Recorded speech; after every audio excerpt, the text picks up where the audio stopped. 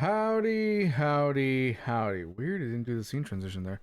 Howdy, howdy, everybody. Welcome on in. Happy, what is this? Friday? Oh my goodness. Ooh, ooh, it's a different day for D&D. You all knew that already. Uh,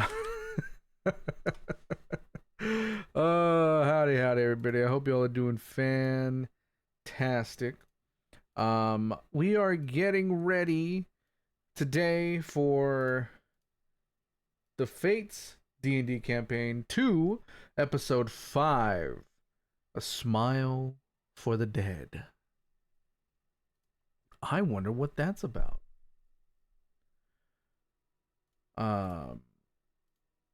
Today is gonna be an interesting one, to say the least. I hope you guys are ready.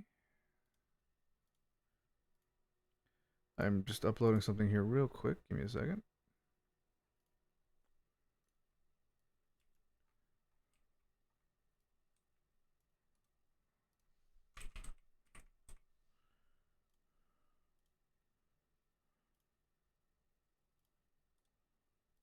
Okay, cool. All right. Let me pause. Music.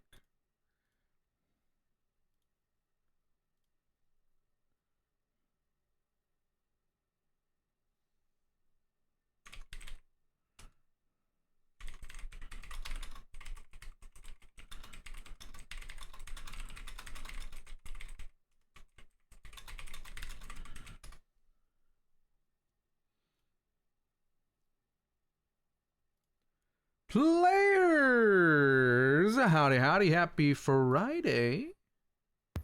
Hello.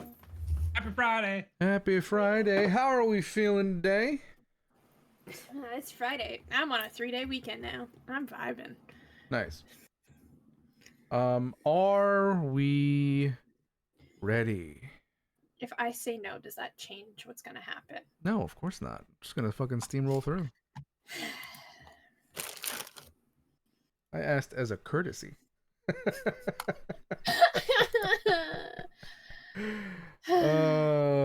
Maybe. It's okay. I have my emotional support cat. We're good. Nice. Well, if everybody is ready, let's begin.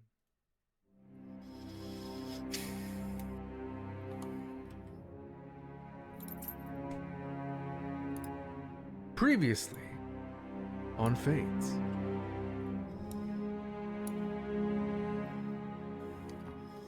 We see flashes, memories more than moments. Andal laughing beside Autumn as they navigate Marsember's crowded streets. The flicker of candlelight in the azure chalice, wine glasses clinking, the soft hum of a bard's tune rising over the din. A letter sealed with a promise. Meet me in the market, she'll be returned. Andal's hopeful smile.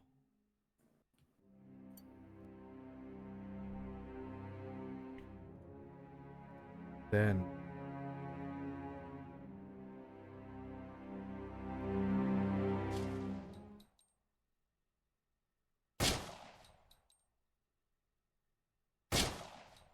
gunfire 3 times apparently. Didn't pause it quick enough.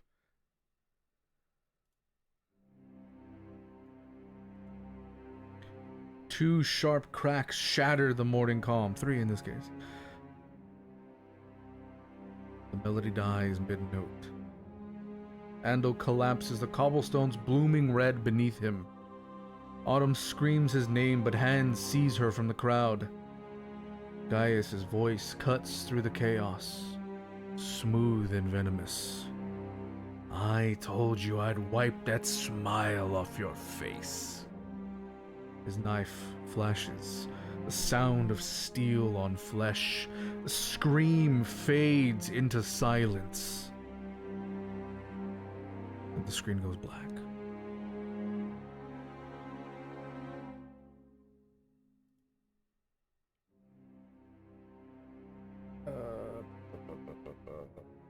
the other song? You see, I prepare for this shit beforehand, but then I lose where my songs are. There we go.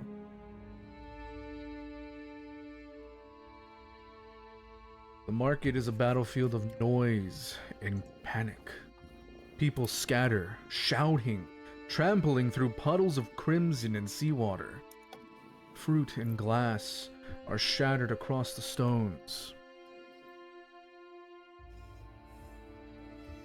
Oh, that's my place. Oh. And in the center of it all lies Andal. Motionless. His lifeblood threading through the cracks of the street, winding toward the gutter like a crimson river. Valdoro men rush from the alleys, coats flaring, pistols half drawn. Too late. They stare in disbelief. One kneels beside the fallen bard, whispering, "Madonna mia," before crossing himself. Another shouts for a runner, another swears vengeance. And amid the chaos, no one notices the shadow that moves among them.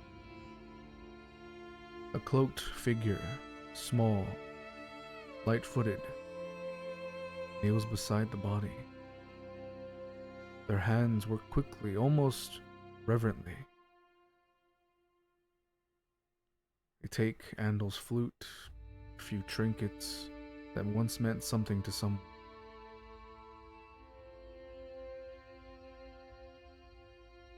Their eyes linger on the carved smile, the cruel artistry of Gaius's blade.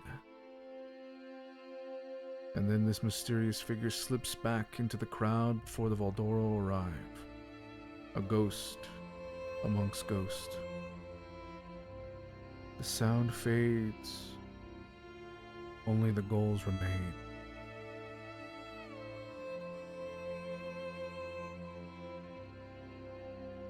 The inn of the chalice, Azure Chalice, is quiet. The first rays of morning light catching dust. Downstairs, a few bottles rest empty on the bar. Upstairs, the rest of the party sleeps, unaware. Then footsteps. The door swings open. Tiny stands there, pale, sweating, breathing hard, knocking on all the doors, making sure that they're awake. Everyone rises, disturbed from the disturbed sleep. As they exit, they meet Tiny's gaze. He looks up at the trio. His voice trembles, rough with fear. Something's happened in the market. It's bad. Real bad. It's Andal. He's gone. They killed him. And they took Autumn.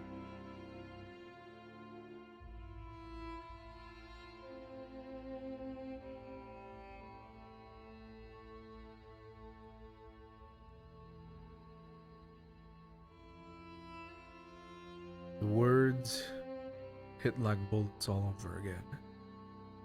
Outside, the bells of Marsember toll, slow and heavy. The sound of mourning and warning both.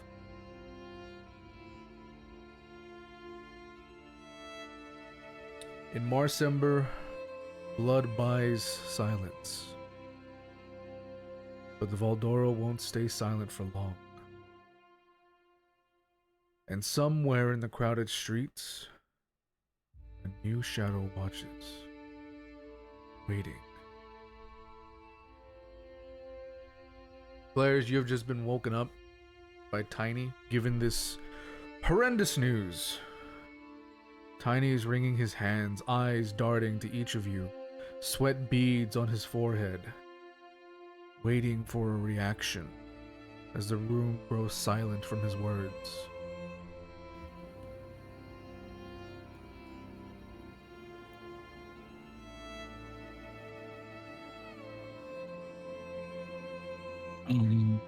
Is this question? This is like early morning? This is early morning, yeah. How early we talking? The what? How early we talking?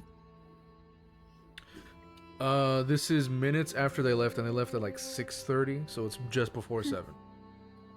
Okay. So Tonkai would have actually already been up. Okay.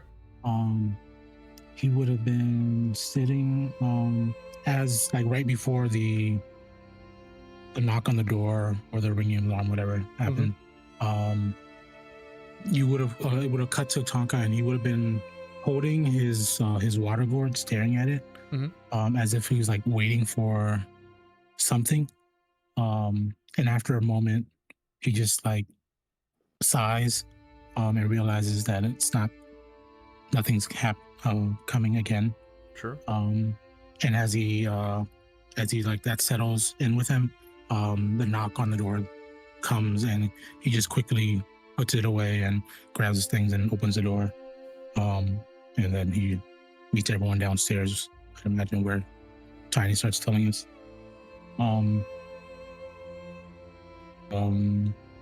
What? Wait, you said what happened? Where? When? Tiny kind of composes himself a little bit. They're saying it was the Diamatos. Gaius himself pulled the trigger. Broad daylight. Right there in the market. People are talking, saying he... Oh, God. Saying he carved a smile into the poor bastard's face. And Autumn, she's gone. They dragged her off before anyone could blink. Marco's already at the scene trying to keep the guard from making a mess of things. Oh, the Don's furious.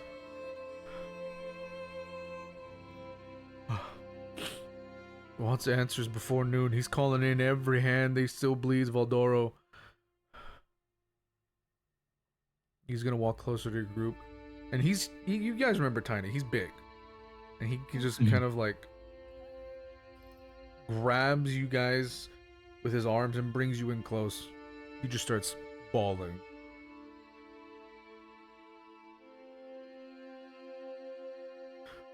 Arms over Tiny's shoulder and kind of just give him a moment. While I myself also take a moment. And then I'm gonna look to the other two. Just to see if there's any response, and if there's still like a moment of silence, if I don't feel like anything's about to be said, I'm just gonna tell Tiny to take us to where it happened. Okay.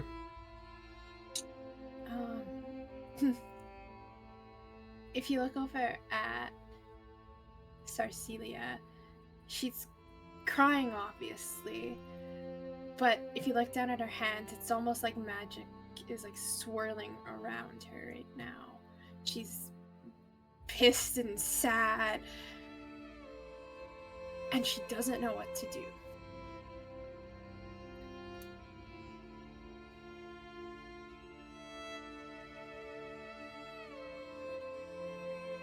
It's just like a quiet resolve besides the tears on her face.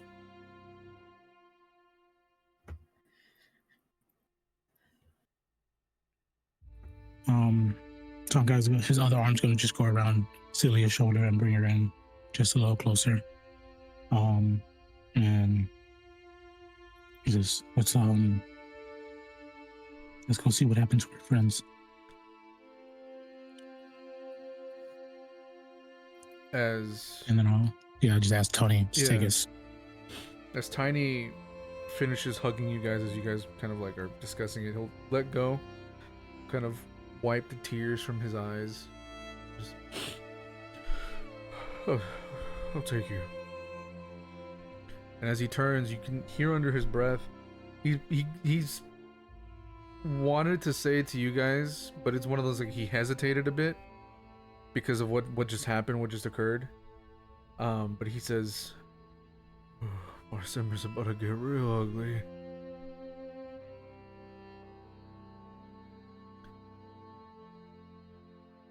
As you guys exit, you see just a crowd of people heading towards the market. It is chaos. There are more people in the market than usual, just flocking to like moths to a flame, trying to figure out what's going on, what happened, trying to get a good look for themselves.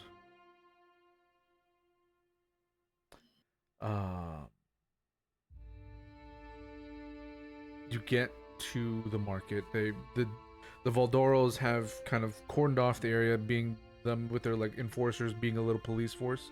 The guard very much letting them do their own thing, since they do know that the Don owns Marsember.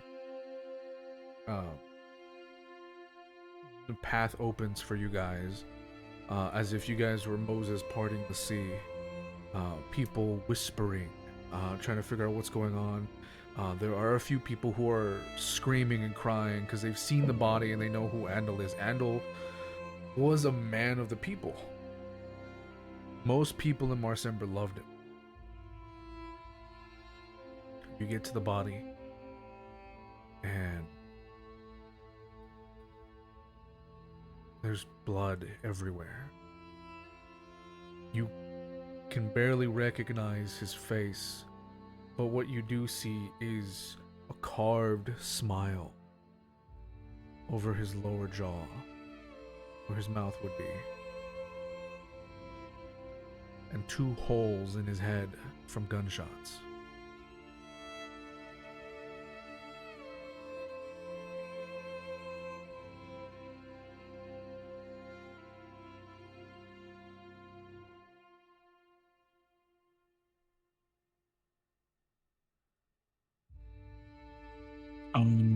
Am I able to tell, I guess, I guess like which way the shots came from in terms of like on his body, like was he shot in the side of the head, the back of the head, in the face? Make an investigation check.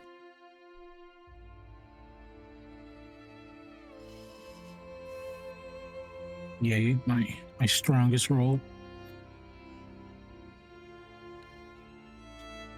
How much was it? It's a 4. Strong, sturdy roll. It was strong 4. That's what I'm. Yeah, strong 4. Yeah. Your mix of emotions right now. You're trying to be pragmatic about it. You're trying to be investigative about it and figure out what's going on, but seeing the image before you is racking your brain right now. I will say that the way he was shot, it does look like there are just like 2 holes in his face. His eyes are completely gone. But the holes make it look like he has eyes, and then the carved smile kind of looks a little creepy.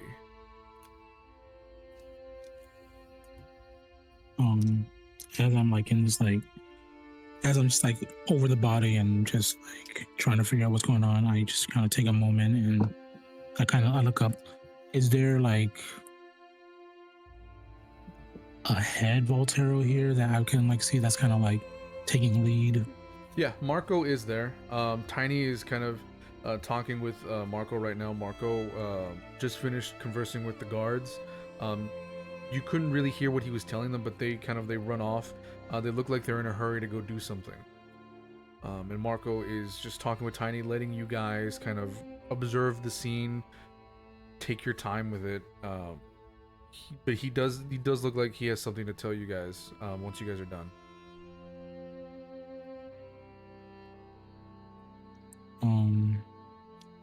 Tonkai's on his knees next to Andal's body, and he's just doesn't know what to do. He looks up and he sees Marco, but like before he like motions him over or goes to and he looks back at the other two to see if they wanted to take a look or do anything. Can I scan the crowd to see if anybody looks out of place? Make a perception check. God, I wish I was Aoife right now. Oh. Okay, that's a 16. I'll take that. You look around, trying to see if anybody is out of place.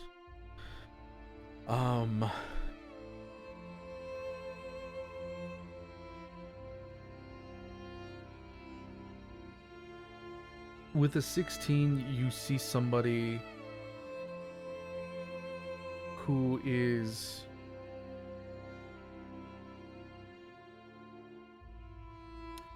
very out of place, and by that I mean, as the crowd is looking in, they're kind of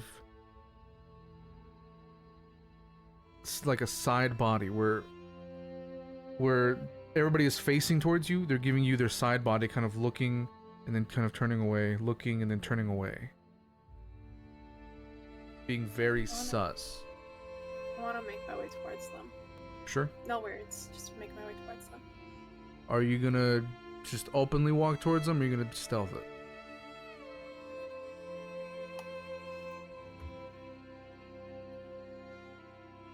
How upset is she?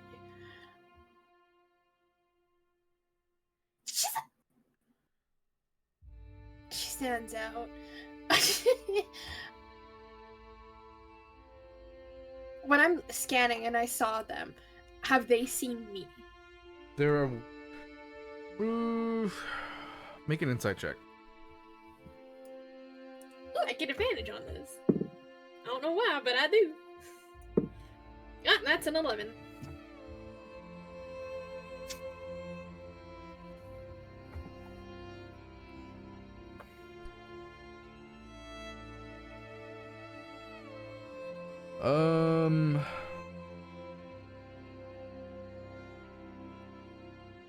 You're unsure because they keep turning and kind of looking and then turning back and then kind of looking.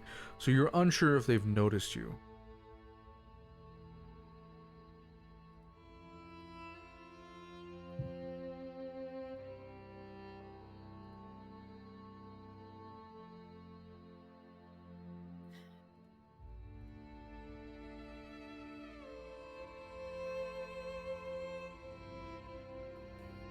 Yeah, she'll stealth up to this. Go ahead and roll stealth.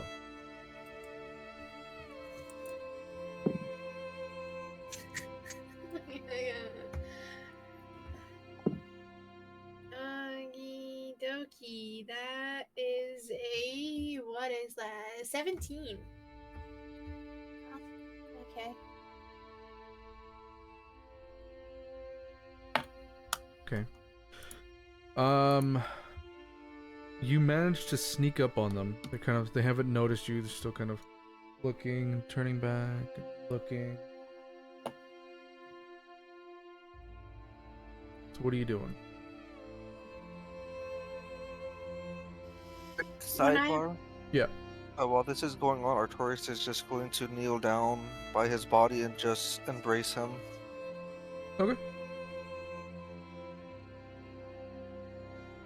You kneel I down. left before that happened, or else Silia would start bawling. Yeah, you're gone, and Artorias, as you're kind of looking around, you kind of kneel down and embrace Andal. And as you embrace Andal, Artorias, there's a cold whisper on your neck. You look up and you see the Raven Queen's finger holding a thread. Nobody, as you look around, it doesn't seem like anybody else can see this but you. She's holding the thread, and then you see her cut it.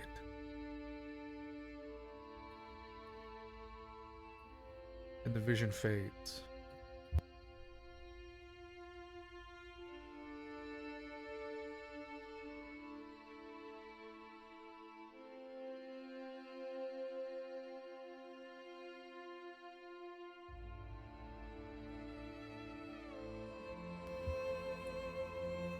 How do you approach this person, Silia?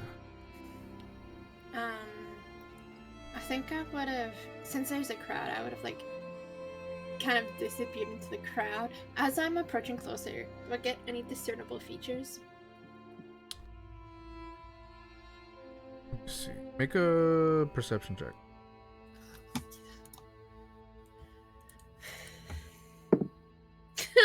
Five.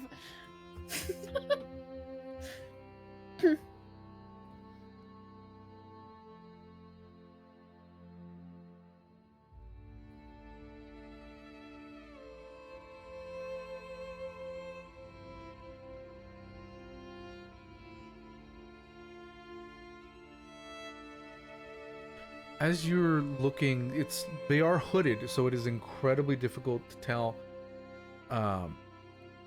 any features that they might have.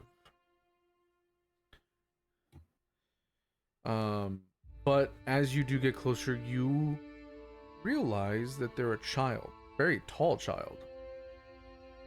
Or at least they look like a child.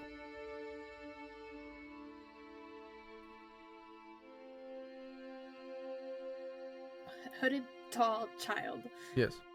I say child, but they're like preteens. They're like on the cusp of. Okay. Well, at least it's very confusing, but without getting into too much detail. So just keep going. Yeah, preteen. Okay. How tall in comparison to Celia? How tall are you, Cecilia? 6'2", 6'3"? I can't Oh, remember. How no, they're not that tall. They're 5'7". They're still growing. Okay. Damn.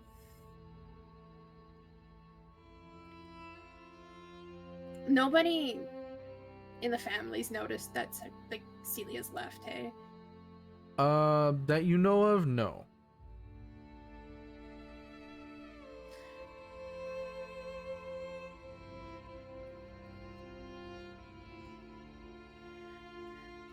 As I approach, I think I'm just going to see if I can like step in behind so like they can't, just wiggle through the crowd a little Sure. bit more.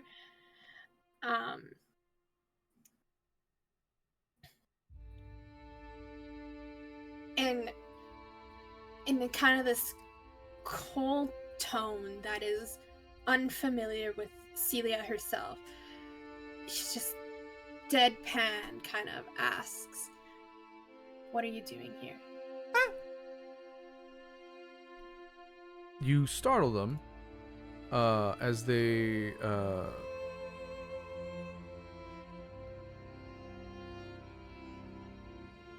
turn around, and the hood kind of falls as they turn around and get startled. And this is where you now notice that they are a half-elf. They look to be around 11, 12, preteen age for elves. They're wearing ragged clothing that's 2 sizes too big for them. Their hair is tied back with a bit of twine, and you can see that they have 1 chipped golden tooth. And as you startle them, you see somebody else who you hadn't noticed before that was with them run off. Looks like they were might have been pickpocketing, and then this was the lookout. Please don't hurt me. Tell me what you're doing here. I'm just watching, there's a dead body. It seems interesting.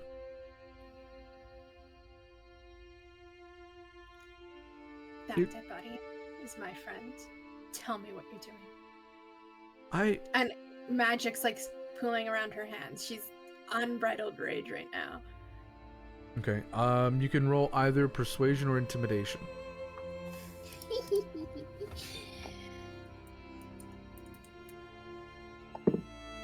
Ooh, that is a 24 persuasion. Okay. Okay. There's no need to be scary like that. I was helping my friend pickpocket. I'm sorry. It's just I I'm just a kid. We're trying to just get scrap by. And I am sorry about your friend. But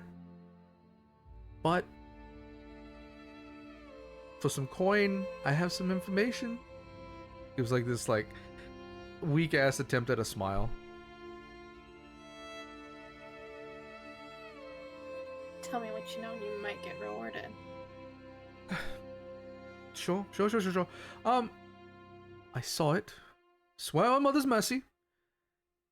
They took his lady friend. Now, if you pay me, I can tell you which way they went.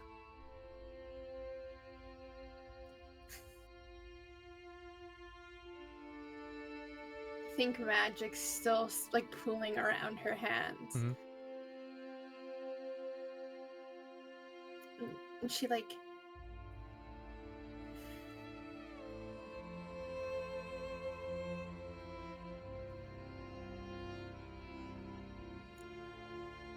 she'll sit there for a moment.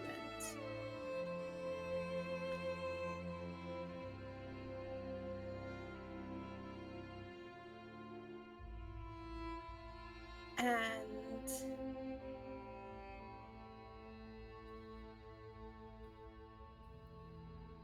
promise you know what direction they're in. Like I said, swear on Mother's mercy, I know exactly where they're going. Does Mother's Mercy mean anything to Silia? Like, what is this? No, you have no idea. Okay.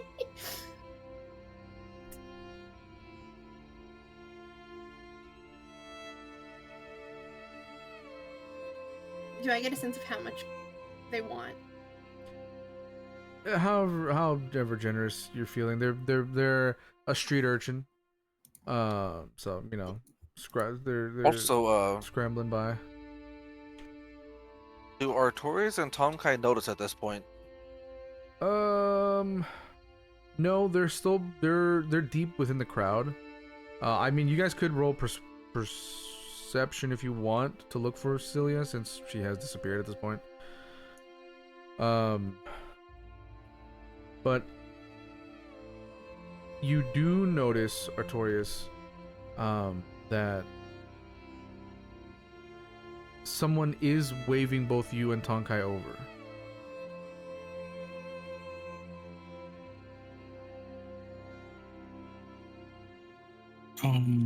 I look up and I see someone waving me over. But then I do a quick scan to see if I see Celia anywhere. I rolled a 19 perception. Yes, you do.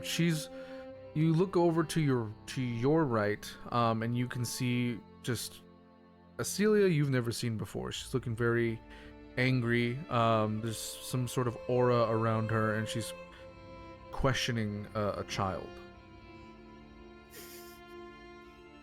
Artorias, what did you roll? What was the roll for? Perception.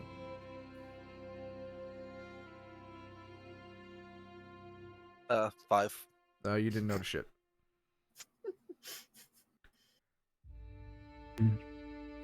Tonkai. Go. Tonkai looks over to Celia, and then he does glance over to the person, like just real quick, it glances back to the person that was waving. Do I recognize the person that's waving us over? You do not. But you do recognize that they are part of the Voldoros. I'm gonna just stand up. I was gonna look over at them, look back at Celia. I'm just gonna put my hand on Artorias' shoulder. And he's gonna basically point over to the guy waving. Was like, it looks like he's wanting us. Go and if you don't mind, go see what they looks like, what they need, and I'm just gonna kind of pat him on his back and like kind of like guide him that way while I head towards Celia and the child. Sure. As that's I'm going to gently put Andal's body back down and swear vengeance for whoever did this to him. and Sure. go to where Tonkai is pointing for me to go. Sure. As that's happening, Silia, they say, look, you just promise you'll pay me. It's a good sum, because this is some really good information. And I'll let you know what everything. My name's Lark, by the way. Lark. Name's Celia. What Pretty if I name. get you some food? What was the question? I asked the kid if they wanted food. Oh. Food? No. Just the money.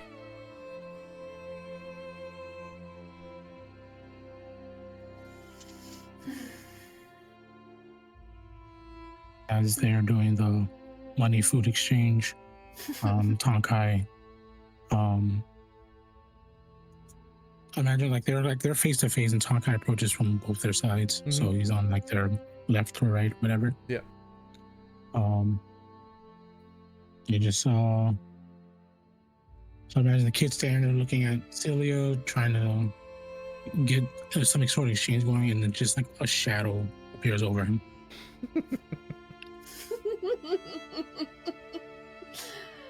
Man, we're towering over this kid right now. It's a bear! That is also my friend. Okay. There's no need to get all scary and... Oh, you're very fluffy. Puts his hand on Tonkai. Very fluffy. Okay. I saw them drag the lady into a canal boat.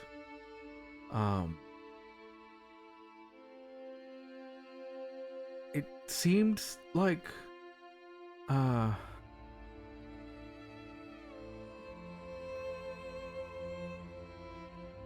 they were going somewhere. They did drop this, and he's gonna reach into his pocket and pulls out an old brass token. And engraved on it, you see a serpent coiled with an anchor. That means nothing to her, does it? No. But it might mean something to the Voldoros. I'll give the kid 5 gold. Thank you. And he's gonna look over and just at Tonkai and just walk away. I'm gonna yell after the kid. Stay out of trouble. Never.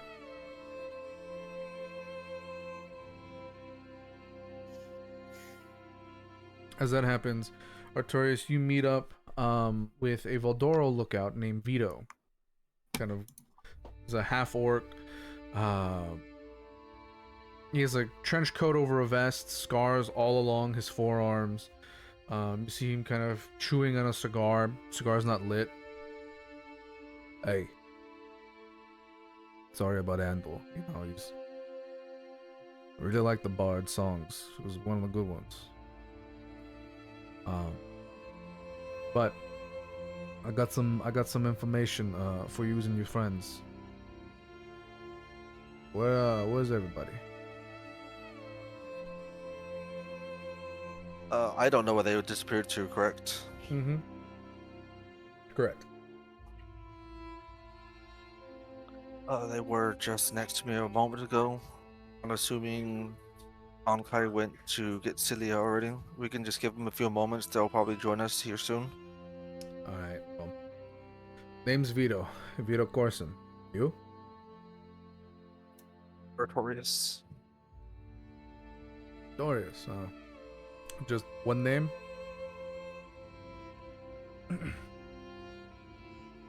No last name? Well, since I am part of the family now, it's Artorias the Forsaken. Big spooky name. Okay. Kind of like that other bard over there on the Sword Coast. They call him Archduke Kevin. Don't really like his music, but you know.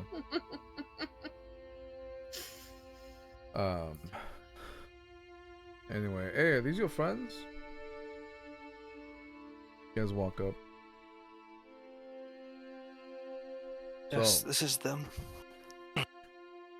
So, bastards knew what they were doing, right? Clean job, 2 shots in and out. Left a smile to send the message. We traced the shooter's trail all the way down to the canal, the Amato colors. I got boats waiting on the old quarter side. Unfortunately, the place is a damn fortress now.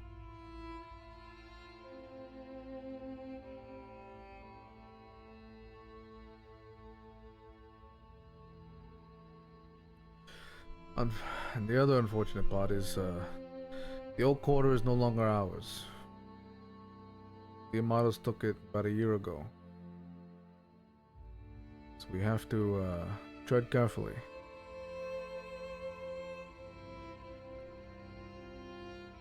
You need to go speak with the Don. He's gonna tell you what to do. And then you're gonna meet me at the safe house nearest to the old quarter. Capiche?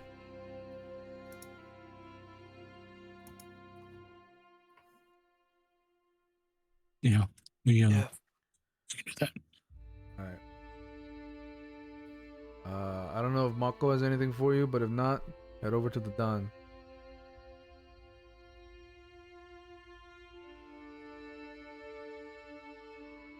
He's gonna kind of like walk away, and as he walks away, completely disappears. Nice. Could I summon Silia? Or, fuck. Yeah, I summoned myself. Could I summon Sage? Sure. Could I ask her to go investigate, like, this canal area for me? She appears, and for a moment, her face showed a bit of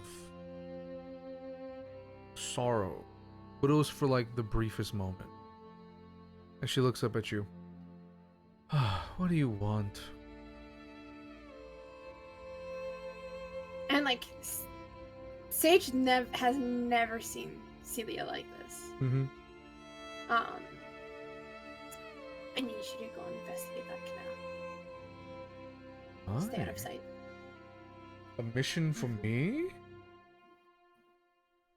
Interesting. Fine. I'll do it. Stay out of sight. No one ever sees me. She disappears. Can I feel her presence leave? Yeah.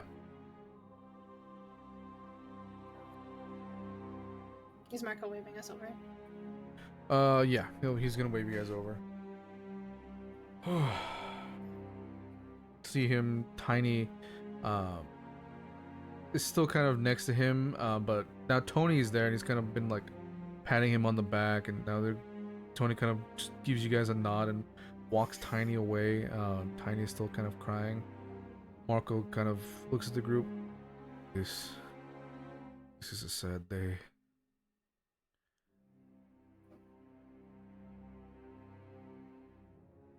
Endo was like a son to me, you know?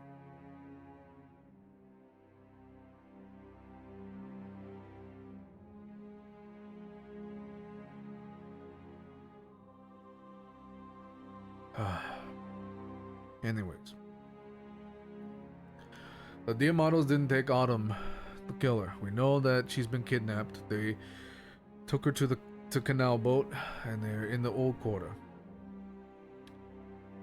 Question is, what do they need her for? And she's got skills, maybe connections, something that they can use. But that means that we can still find her if we're fast.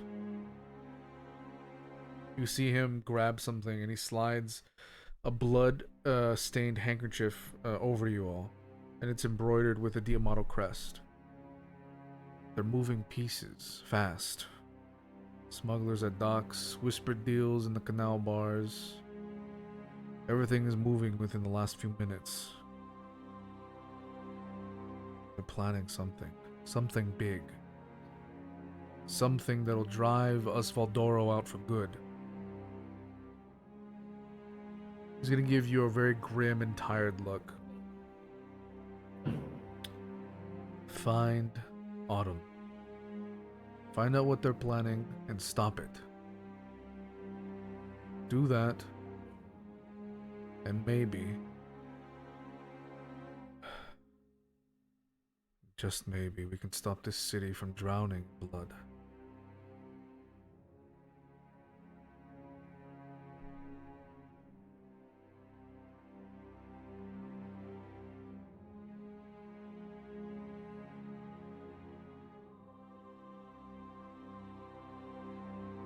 But that's all I have. The Don wants to speak to you.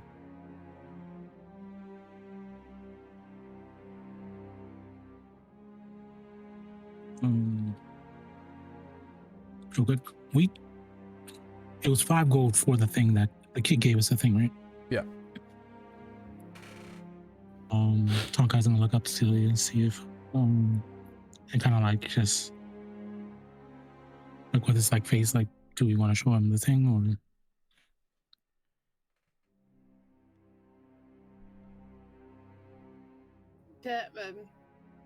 Does Celia realize what he's wanting her to do?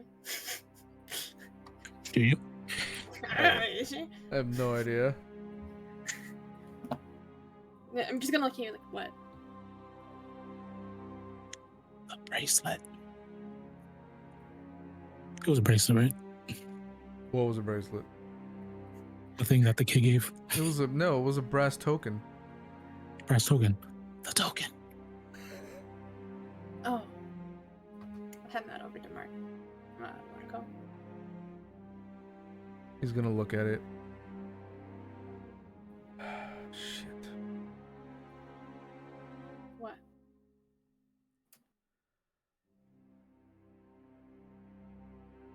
This is only used by the Diamatos when they're moving something big. Since they own the old quarter,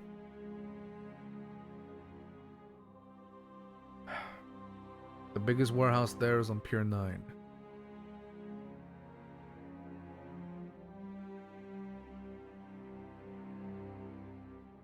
We know where they're at. We need to mobilize. Go see the Don.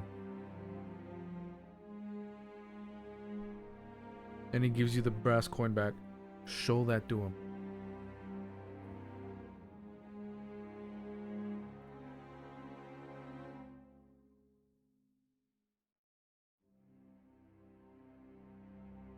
Tonkai would just like nod.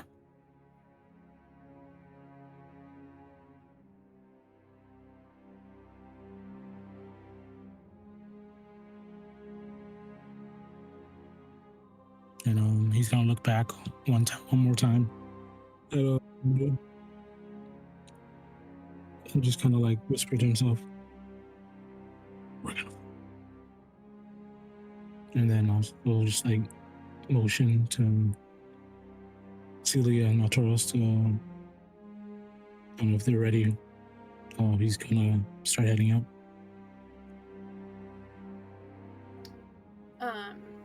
Before we head out, Celia's gonna take her a minute with the body. Mm-hmm. Since she was unbridled rage for seeing him. She'll kind of kneel down beside him. Does she, like, the player knows that his flute is missing. Does she notice that his flute's missing? You can make an investigation check to double check. Okay, I will do that.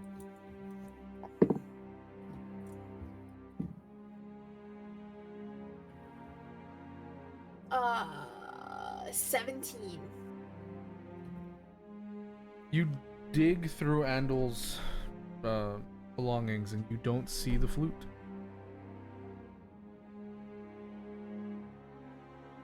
I'm gonna...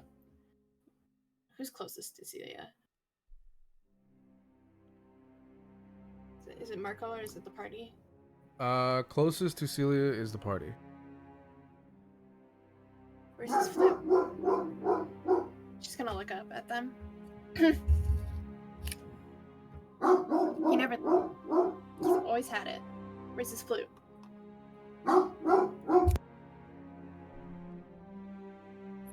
Tonkai is gonna like take that in and then look over to Margot. Did you guys find his flute?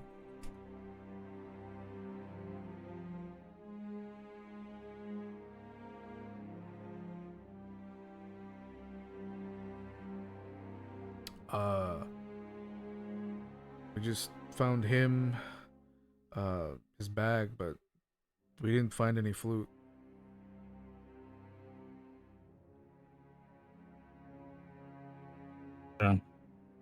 Was there anything in his bag? Some money, some letters. Not much else. What letters?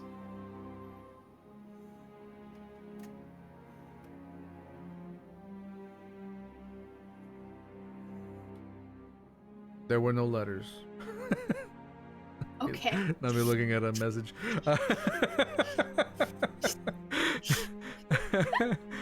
Cough. JK. Just kidding. There were no letters. These are not the letters you were looking for.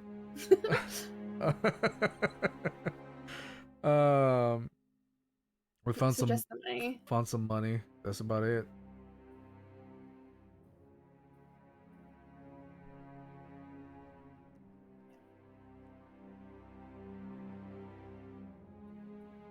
Somebody took his flute. It's all like, why'd they?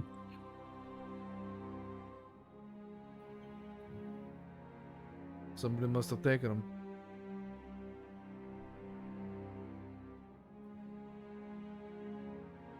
Somehow, Celia looks more pissed than she already did.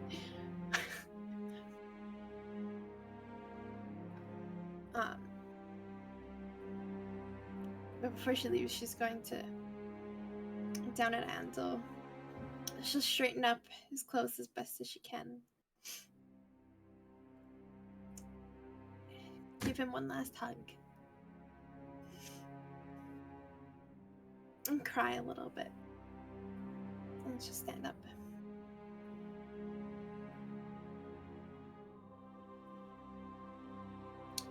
Find his flute, Marco. And she'll turn and go towards the Don's house if...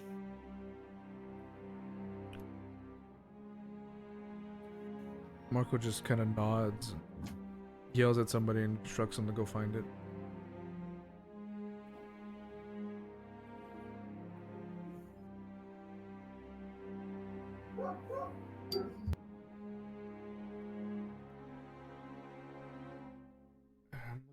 Celia kind of walks up towards the direction of the Dawn. Tonkai's gonna let her pass and just take a moment, look at the body, and he turns, and he makes a fist with his right hand or right paw, whatever, and he like shakes it at the ground. And as he does, just a firebolt just accidentally goes off just into the ground. And like he startles himself with it. He's just, oh. Also, just a word of note, he still had his lute, Horn of Silent Alarm, and Mystery Key on his body, so if you guys want to take those, you can. Mystery key. Mystery Key, Horn of Silent Alarm, and his lute. Would I have found all this? Yes. And I knew the flute was special to him, right? Sure. Right? I don't know. Mysterious He told us that. message. Did they know?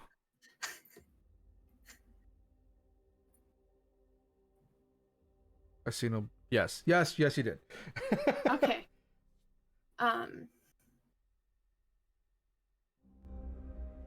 I think should have taken the rest of his things, including his lute. Just like kept like holding it close.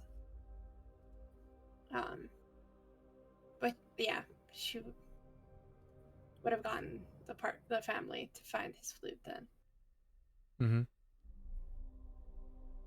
And then she walks off to the Don's house. Sure. You guys all walk off towards the Don's house.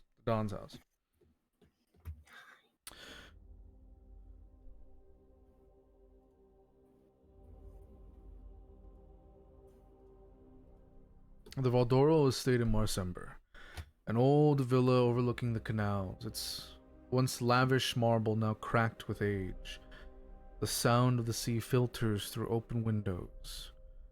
Inside, the air smells of cigar smoke, spiced wine, and gun oil.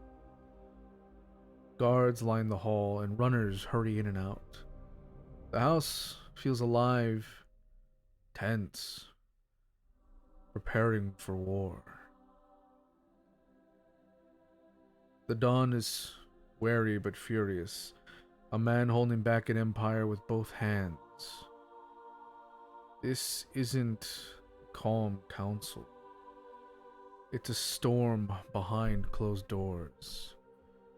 And as you all arrive, the heavy double doors open.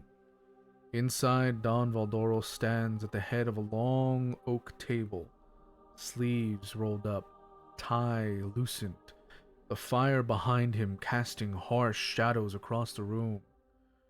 Around him, lieutenants urge. Some want blood, others talk restraint. When the party enters, the room quiets. The Don looks up, eyes red-rimmed from lack of sleep. His voice is gravel wrapped in velvet. So, you've seen what they've done. Doesn't offer you a seat yet. He paces, his hands clasped behind his back. They shoot my men in the street, kidnap our people in broad daylight, carve a fucking smile into a bard's face just to make a point. The Amanos think that they can take my city, my docks, my blood. And I'm supposed to sit here smoking cigars like it's fucking business as usual? He slams his hand on the table, sending papers scattering. I've been in this game a long time. I've seen families rise and fall, seen men drown in their own greed. But this is different. This is personal. He finally turns to you, the party, and studies you. Do you guys offer him the brass token?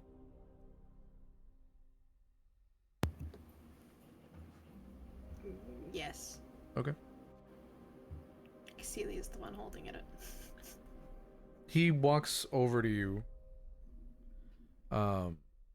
Very taller than you. Very imposing. He takes it, turns it over between his fingers. Pier 9. The old quarter. I should have known. That's where they move their cargo when they don't want it seen.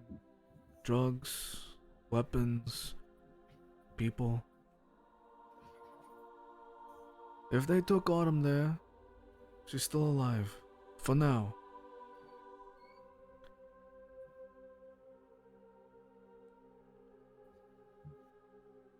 He's gonna now kind of walk back to the head of the table and motion for your group to sit. And he'll sit it down himself. He's gonna motion somebody to pour wine, and everybody gets a glass of wine. And he'll raise his glass. Duendo. Poor bastard didn't deserve what they did to him. We'll make it right. For him. For all of them. He drinks. Puts the glass down. Family remembers. Now. How do you feel? He says as he kind of just looks at the group.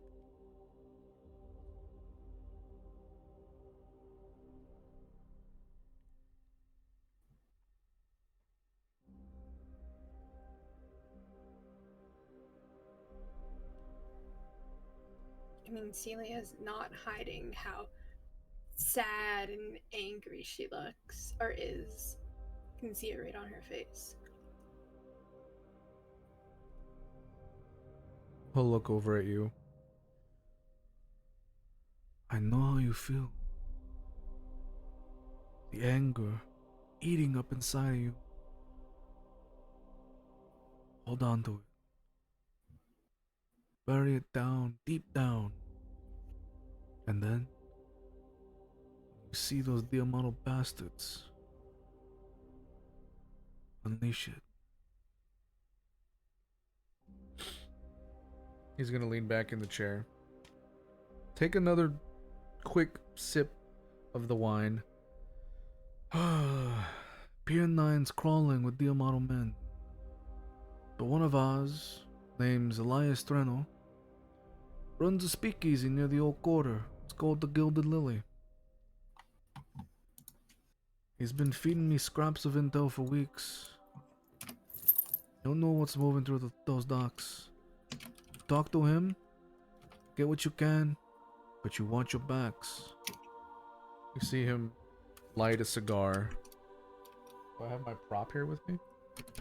Ah, yes, I do.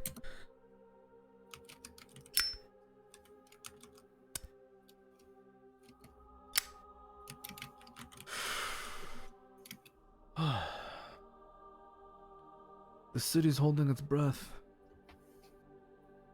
The Amanos think they can choke us out. Show them the Valdoro still got bite.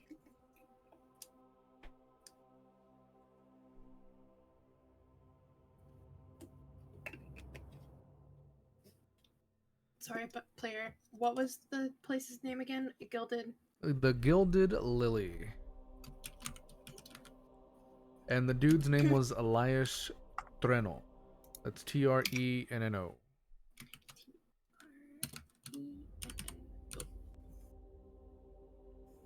Cool.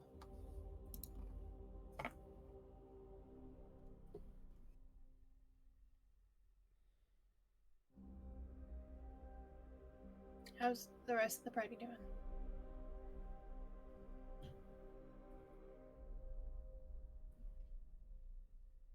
You look at Tonkai. Tonkai has kind of he's quiet right now. But you could tell just kind of looking at him, there's like a little bit of there's this like there's a sadness on his face, but like you see bleeding through it like determination of like getting down and figuring out who did this and I guess returning the favor.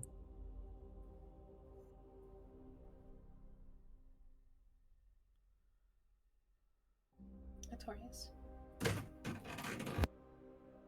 You can see Artorias is just sitting there with a very intense, silent rage and regret.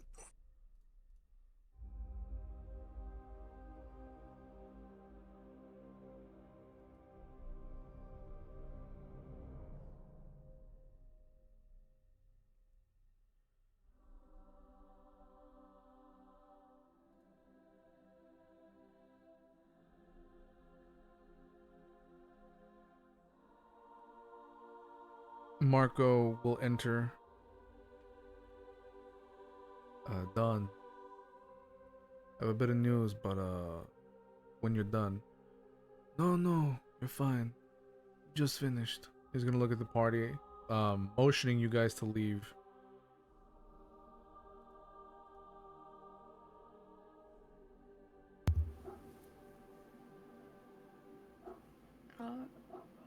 Leave reluctantly, I guess.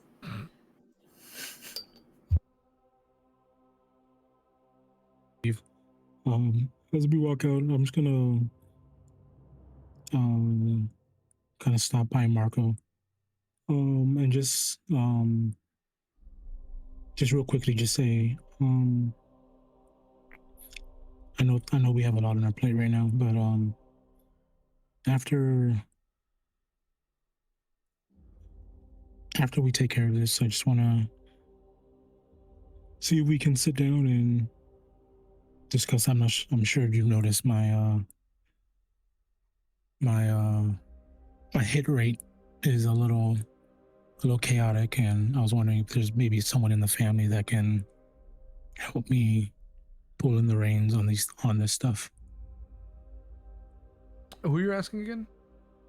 Marco.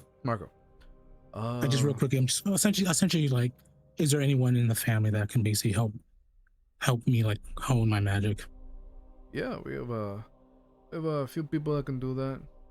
Once this job's done, get him to speak with you. Capiche? All right. Just nods his head. Waits for you I guys to nod him. leave. I nod as well, and then yeah, I follow the rest of the party out.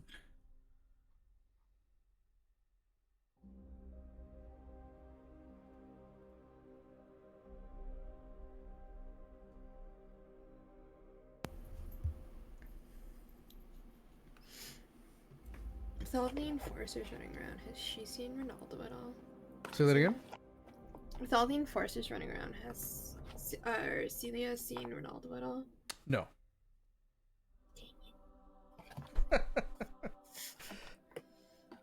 No. Him and Mateo are still doing their job. Despite all the chaos. The job that they're doing is particularly important, so.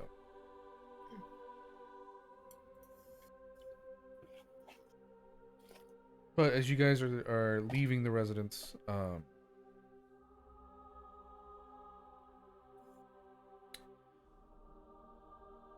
you get greeted by Tony.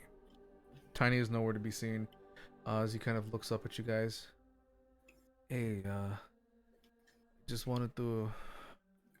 Well, I came by to talk to the Don, but seeing as I bumped into you guys first, just wanted to say I'm sorry. But we'll find her.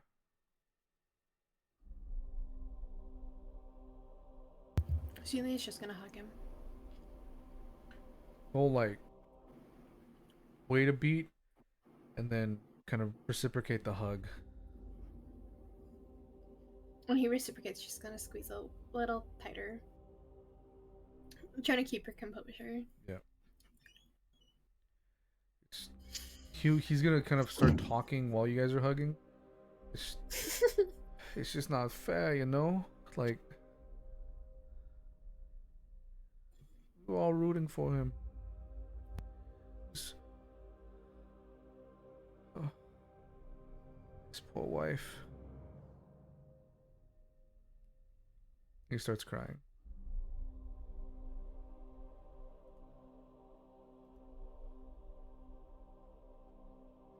He's gonna kind of push back, wipe the tears. I really need to go speak with the Don. Thanks. He's just gonna kind of walk.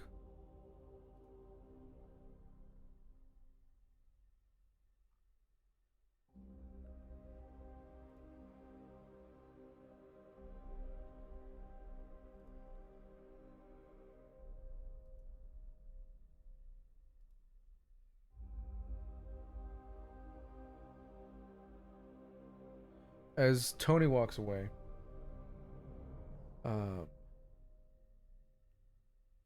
Vito turns a corner and sees your group. Hey, psst, psst, this way.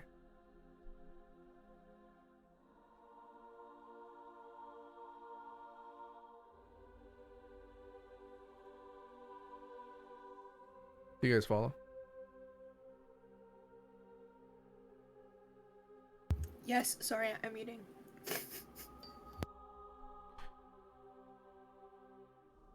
As you guys follow, he's gonna be kind of just talking and alright, I'm taking you guys over to the Gilded Lily.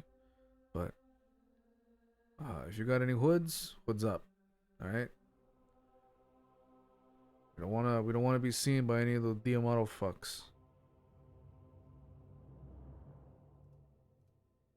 Cersei will put the hood up on her cloak and it unintentionally starts billowing behind her. I love that you gave this to me. Yeah. She'll like grab the two sides and just like hold them down.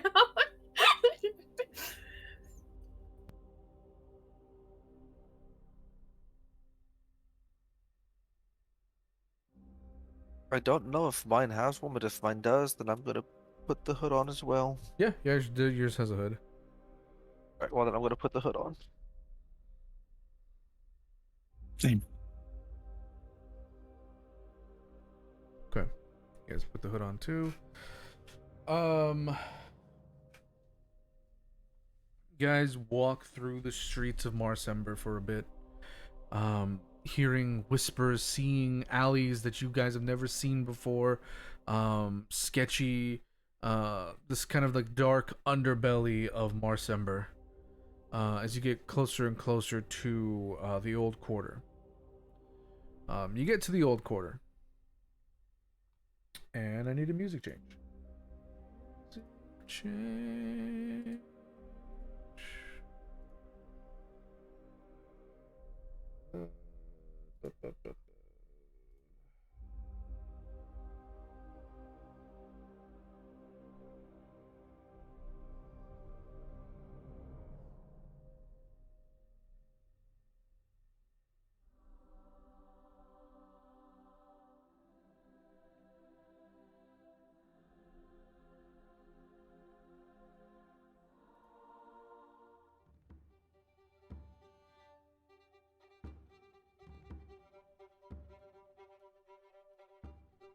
There.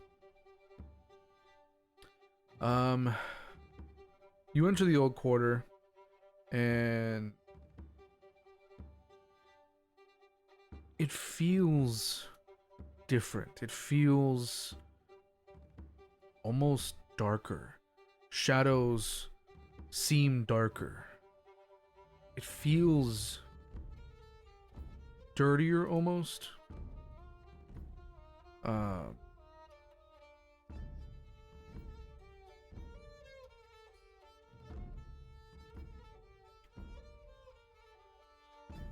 But after a few minutes,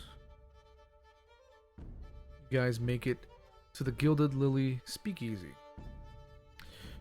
This is a hidden lounge tucked behind a flower shop on the edge of the old quarter. The entrance is through a narrow alley marked only by a single flickering lantern shaped like a lily blossom.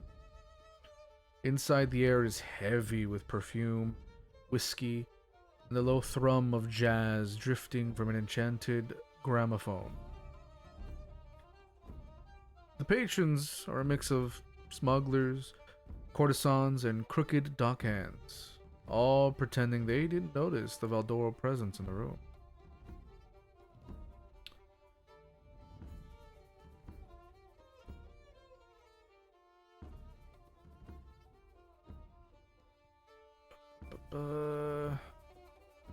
As you open the door, or actually as you get closer to the Gilded Lily, the door opens on its own before you can knock.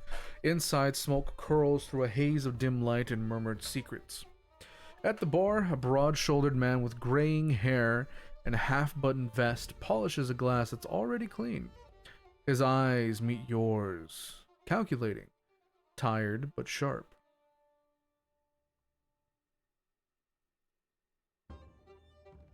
As you guys get close, he sees Vito and in a very kind of raspy, hushed tone, "If the dawn sent you, keep your voices low. The lilies may be gilded, but the snakes still crawl underneath." He's gonna gesture to a booth in the back. Vito will kind of nod, and he's gonna guide you guys to a booth in the back. You guys sit. A waiter comes by and hands you guys a bunch of different alcohol. But after a while, Elias is the name, as you guys know. He's gonna walk over, sit down with you, and he's gonna lower his tone a bit. Beer 9. That's why you're here, huh? I've heard whispers.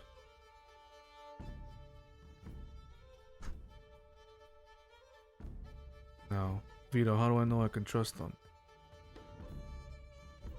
Take it easy, Elias. I know you've been here for a while, but you can trust them. They're part of the family.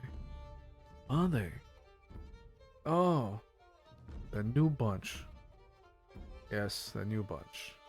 Well, good to meet you. I'm Elias.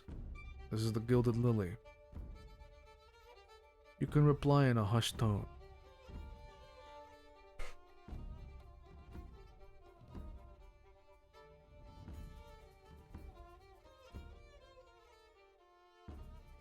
He's waiting for you guys to reply with your names.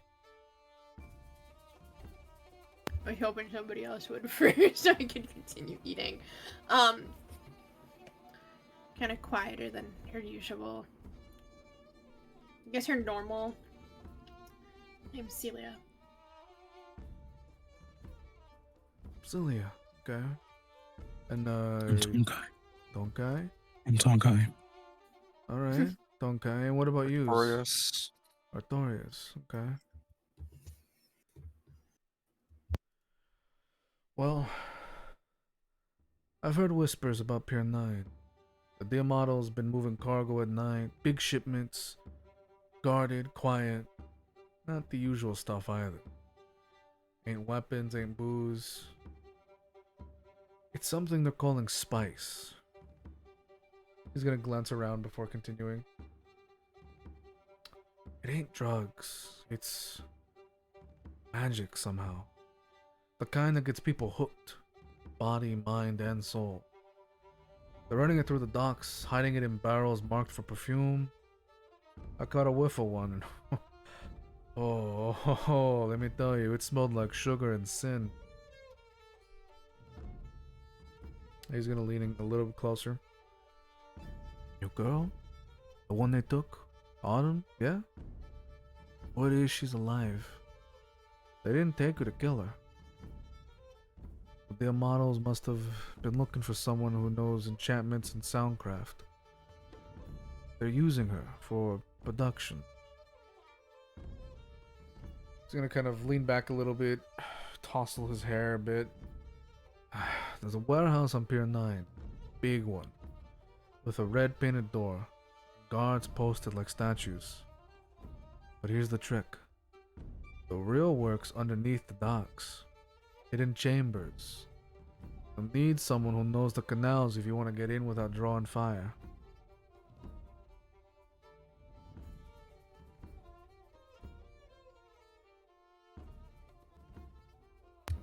And who knows the canals well enough? Well, just gotta know the right people. But messing with the deal models, you know, that's a tricky business. He's gonna take a drink. Vito's gonna look at him. Elias, we know. That's why we offer protection. It's why we protect you and your business. They've been getting a little more crazy, Vito. I've seen them drag bodies through the alleys. You don't know what it's like here. Out there in the rest of Marsember, protected by the Voltoros. Here in the old quarter, forget about it.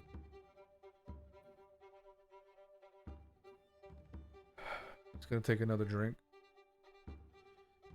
What are y'all's passive insight?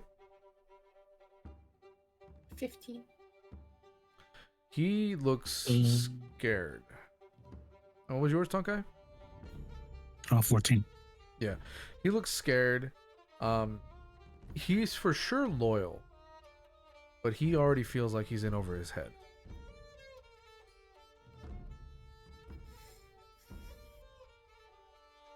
And like he said, you know, he knows somebody, but might take some convincing.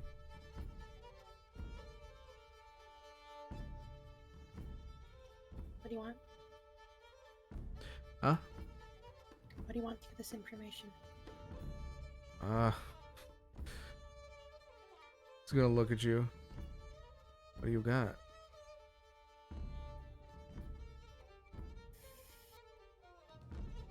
Name your price.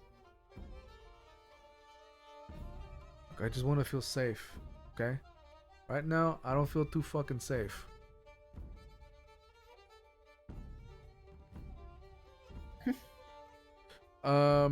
If you guys any of you guys proficient in history? Yeah. Roll history. Your DC is going to be a bit higher because you're not local. Throw proficiency out the door then.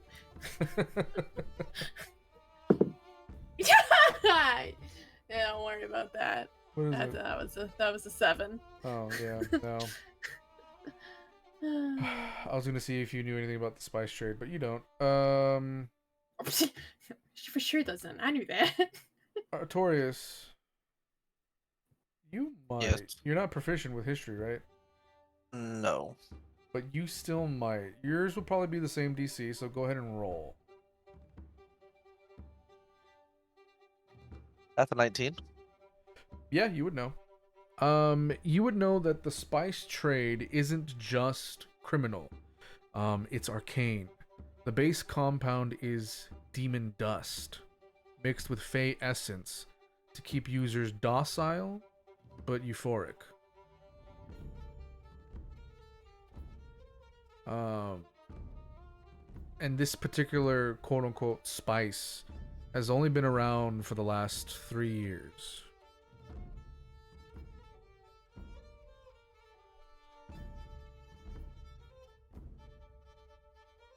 Silia, roll persuasion when asking what he wants.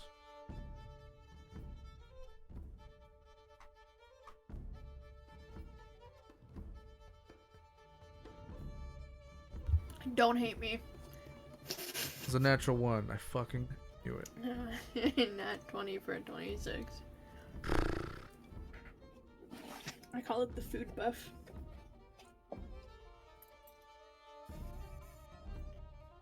He's going to look at you, then look at the group.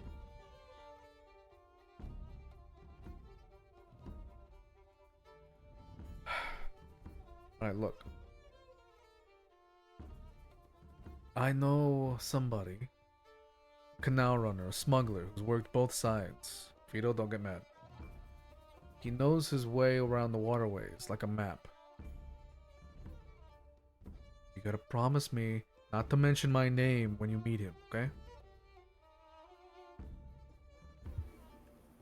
I'm done.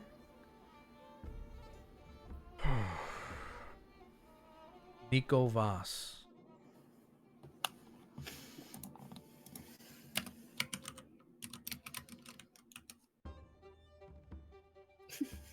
Nico Voss? Yep. Alright.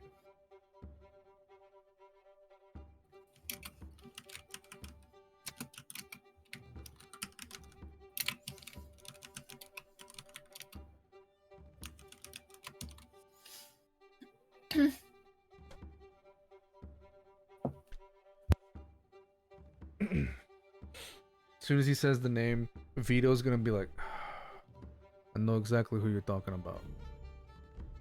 I know where he is too, so I can guide us. As soon as he says that, the Gilded Lily door opens. And you see a couple of Diamato thugs enter. They're pretending to be casual drinkers. What are y'all's perceptions? Passive perceptions? 12. 11.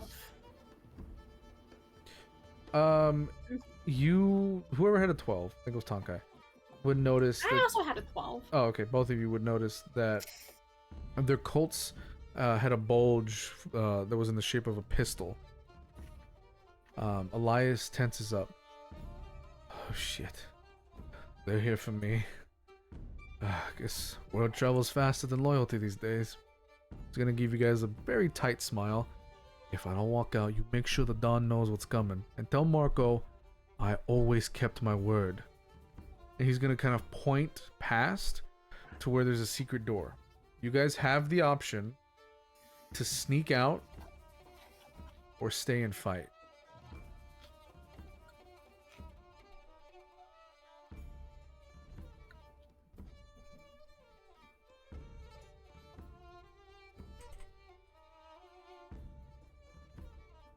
Your party, what do you want?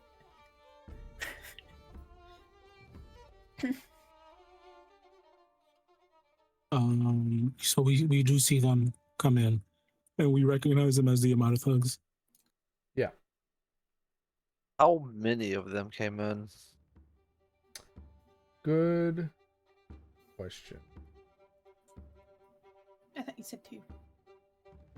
I said a few. Oh. A few means 2 to me. A few means 3 or more. No. That's why I'm asking how many.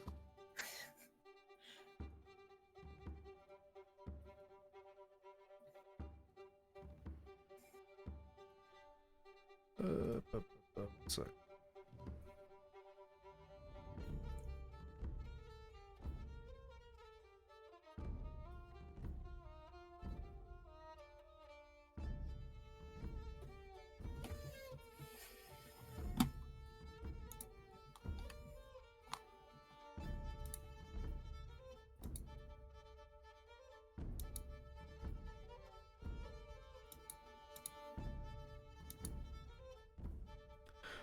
There's like 5 of them.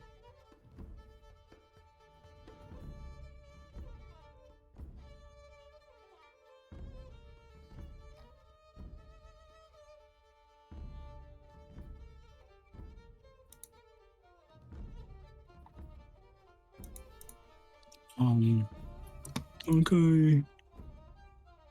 You see Tonka sitting at the table, and he looks. The door's open, and he sees the Yamada guys walking, and like there is this moment where, because like he's been kind of holding it in the anger that he's been feeling throughout this morning. You'll see his fist tense up, and there's a moment that you would see him like kind of shift his weight towards the door. But then he sees more and more Diamatas walk in. And he stays tense. But he turns his weight back to the, and he says, I really want to, but I don't think this is the time. What? He says he really wants to, but this isn't the time. Oh, gotcha.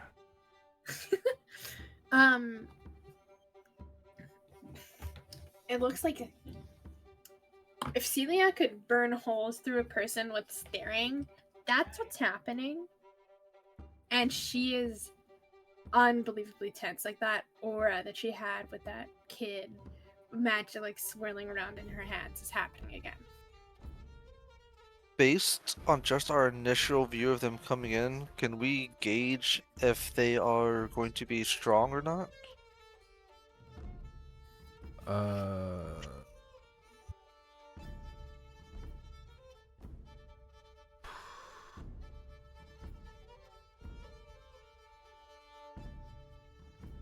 Maybe if you were a fighter. Yeah, I was But going none to of us say are if you were fighters. a fighter, you could.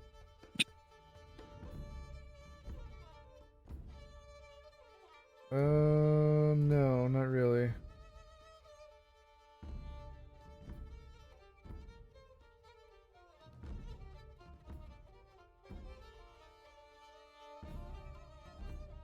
So what are y'all doing?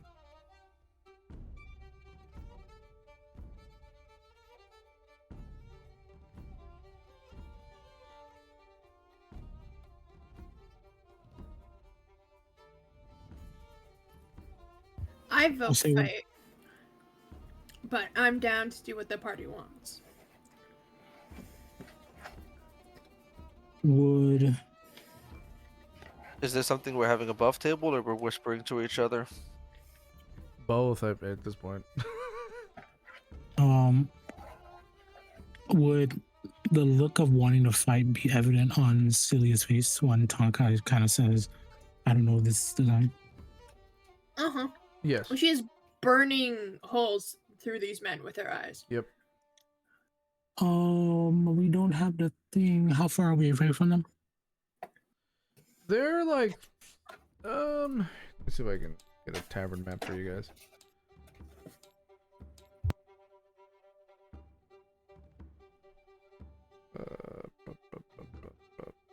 You know what? We'll use the. I don't think I have another tavern map, other than the. How dare you? Yeah, I know. Than the Azure Challenge. I one. understand. They're all the same design, guys. It was a corporate kind of thing. They were pre-built taverns. They all look the same. Hey, mass produced at lower costs. On there.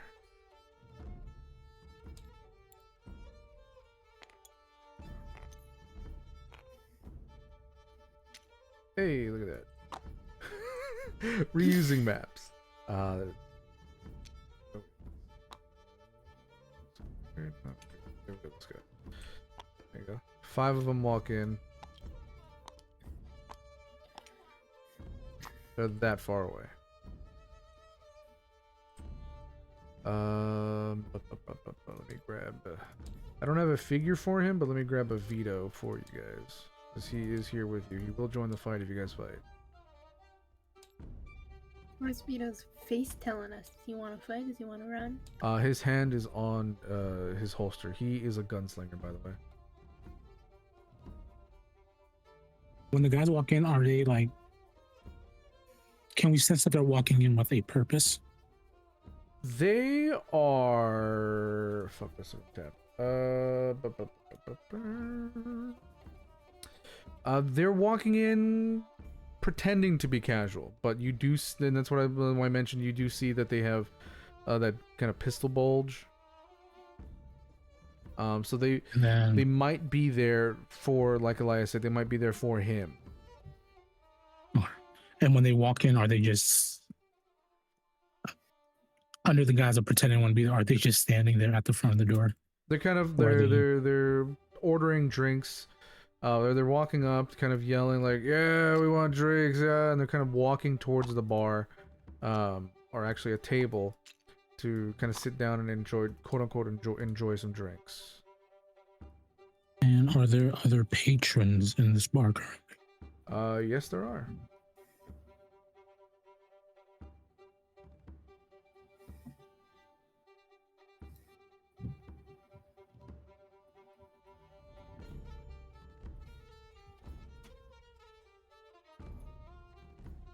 Sure. Doesn't have a gun, but sure.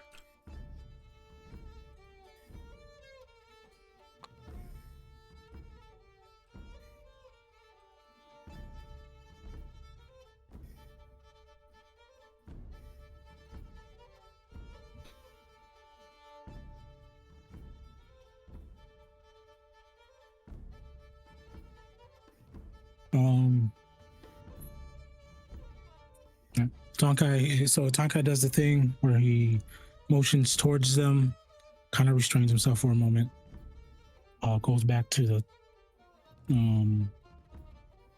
the party, kind of half like asked, saying maybe this shouldn't be the time, but then as he looks at the party and like the faces party, the anger still kind of builds up with him, and he's holding a drink in his hand, and like a slight glow starts forming from the drink. Sure. Just unintentionally. And he'll say fuck it. This is for Andal.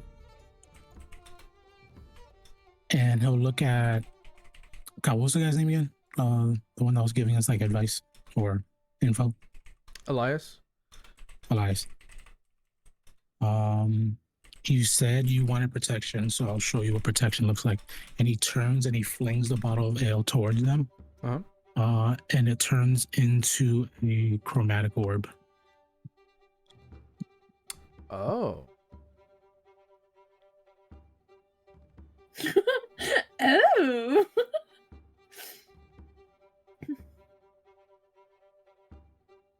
Okay.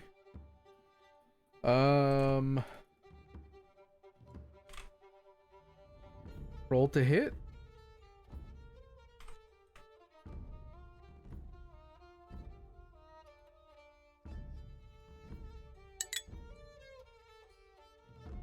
I'm doing plus 6, 18. That definitely hits. And you're hitting who? One that's closest, so this bandit. Okay. Guy. Yeah, so I'm basically right here, and I just turn in one motion, fling my couple of air, and it just grows even brighter and turns into a chromatic orb. This will be, I'll roll for it. It's 3, so that'll be turns into a light of lightning, so it's lightning damage. Okay.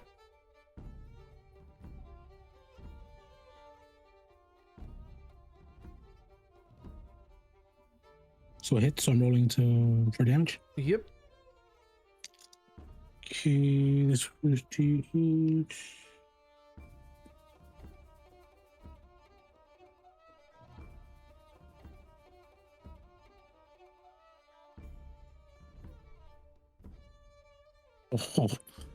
So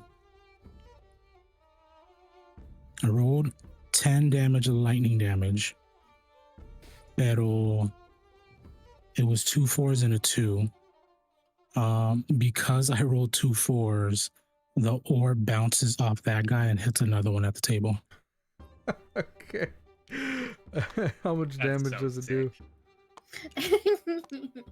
And I think so. I still have to make a spell attack towards the new guy. 17. Yeah, that hits.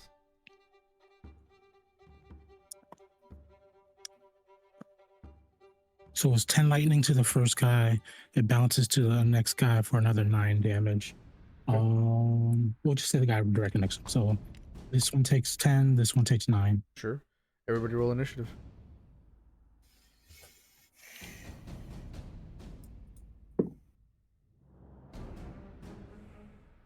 Damn, 6? Yeah, I'm not that good at rolling for initiative. 15. Okay, Tonkai? Do I still have that buff on me from that last session? Which buff? Inspiration? You should. Have it till you use it. Yeah? You want to use it to reroll? Yeah. Alright, go ahead. A 17. Hey, look at that. Tonkai, what'd you get again? 12. Wow. I would have left you to roll lower than a 6.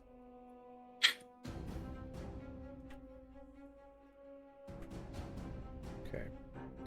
Alright, so you throw that chromatic orb, hit one of them, incredibly hurt, bounces off, hits another one, also incredibly hurt. They're both still up, barely.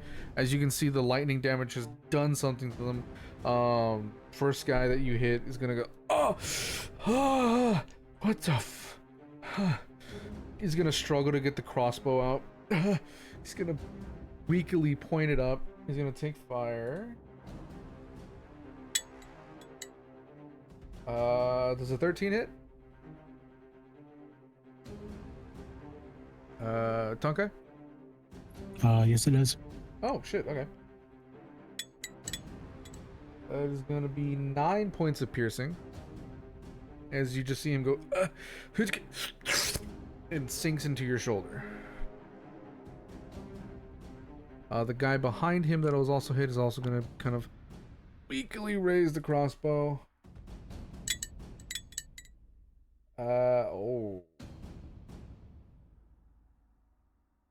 That is a 22 to hit, not a natural 20, but just a 22. Yeah, that hits. Just a 22. Well, so for both of them, because they were hit prior, what I did was I rolled a disadvantage for them. And I said, oh boy, because the other roll was a natural 20.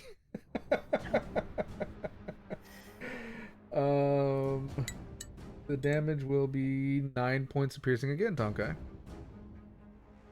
Tonkai is down. Ooh.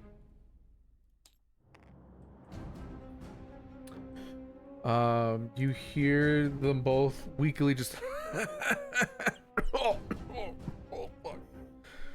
the next guy is gonna kind of rush up.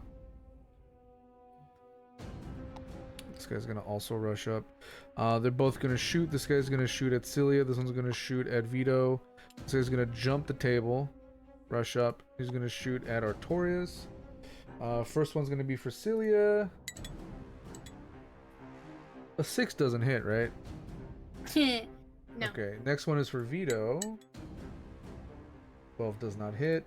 And the next one is Artorias. Does a 17 hit? Nope. Alright, they all miss.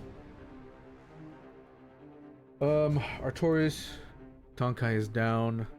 The two in the back are very, very hurt, and 3 have kind of moved up to try and get to you guys. It is your turn, Artorias.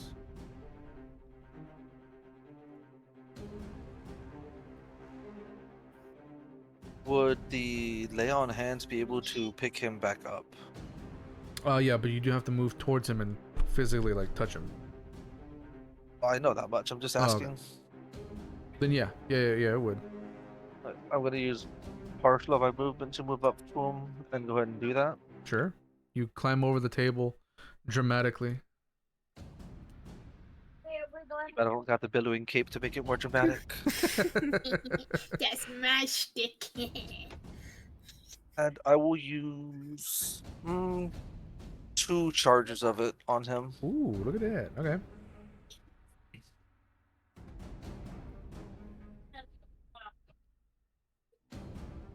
Alright, and that's 10 HP total? Yes. Okay, so Tonkai, you come back up with 10 HP. And then I'm He just looks. pretty sure I cannot attack after that. Correct. So I'm just going to use the rest of my movement to kind of position myself in front to try and take the attacks. Sure. Put you there. That'll end your turn. Vito is going to kind of walk up. See him kind of throw, because he's wearing a trench coat, so he'll throw his trench coat back a bit and reach out and start shooting as he reaches for his pepper box. Let's see.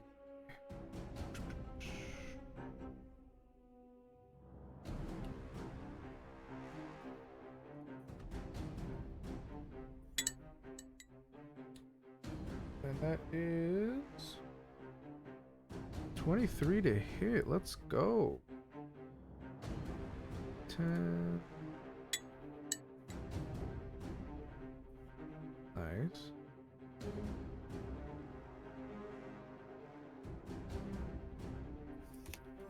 So you see him reach out, shoot.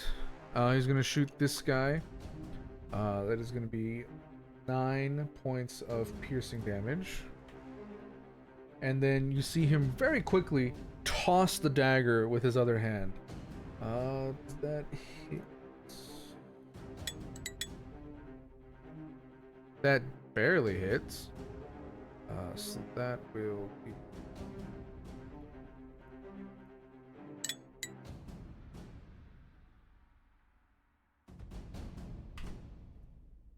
So you see him shoot the guy in the middle, and then throw his dagger. The dagger lands square right between the eyes, and the guy's dead. And he's gonna walk up right to where you're at, just to kind of join you in protecting the other two. Alright. Let's finish these bastards up, huh? Silia, your turn. And for this bitch. That was the one that aimed at me, right? Which one? This bitch. Oh no, the oh yes, that guy, yeah. I think we all know what spell I'm using. Through my dice, sorry.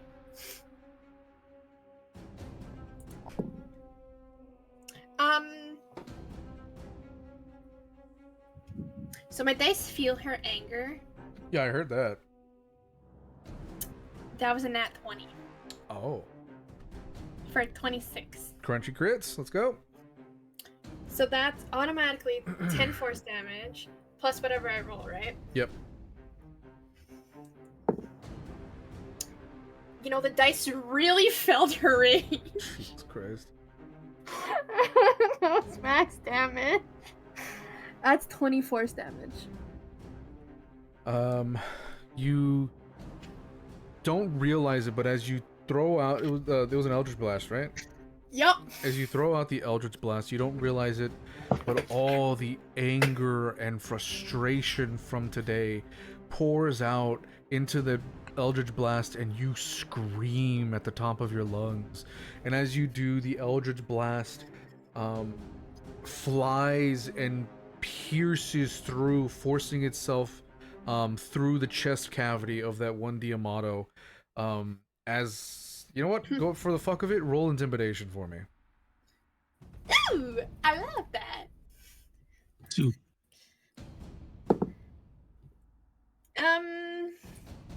13? Nope.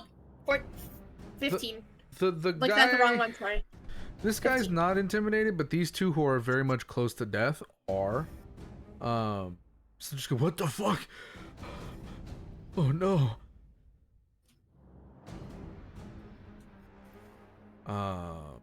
Is that your turn?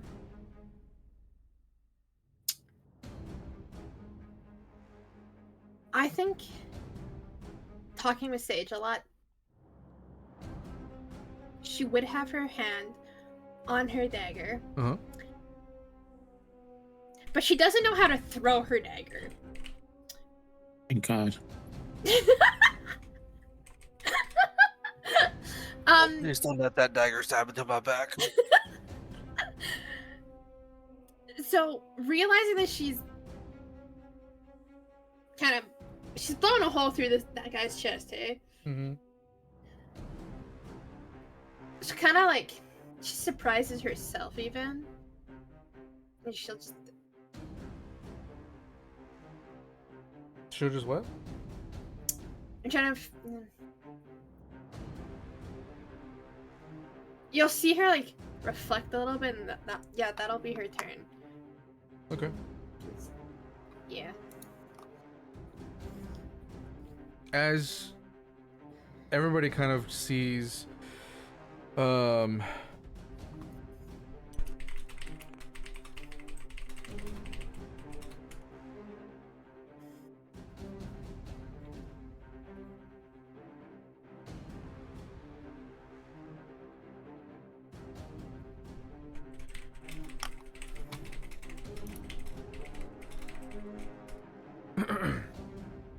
everybody sees the one with the chest kind of explode, go down, and as everybody sees that and is distracted, you suddenly hear ah! As this guy screams out in pain as a dagger is not a dagger, but a kitchen knife is sticking out of his back.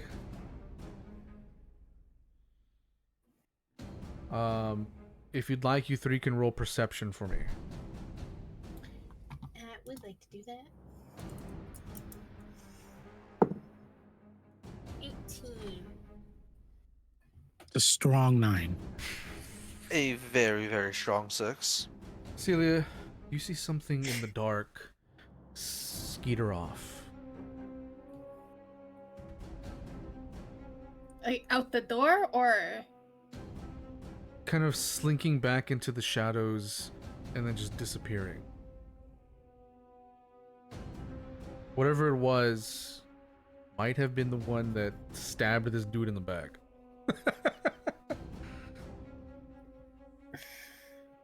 okay. Tonkai, it is your turn.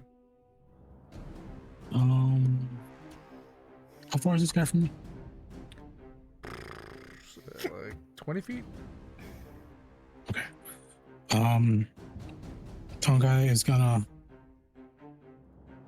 take the arrow out of his shoulder, and he's gonna like very dramatically like gesture it towards that guy, and just like a moment passes and just nothing happens. He's like he's trying to make something happen, but it doesn't happen, and he just takes a moment. He's like, fuck this, and he just charges the guy. Okay. probably a situation. He just goes over the table, like leaps off the table, Yeah. and he's gonna just try and make contact with his paw across his face. All right. Roll to hit. Okay. That was a dirty 20. Yeah, that definitely hits.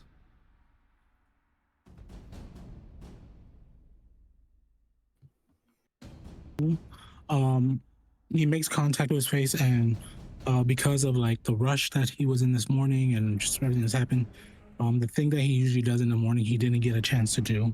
So on his paw, there's like a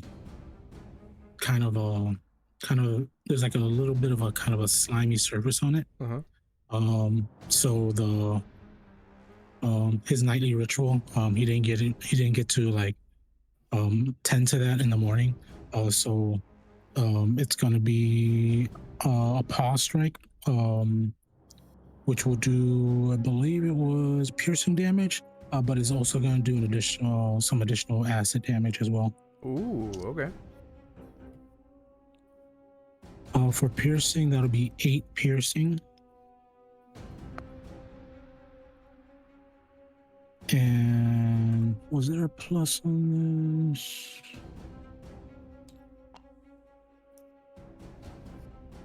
So it'll be 8 piercing and 7 poison.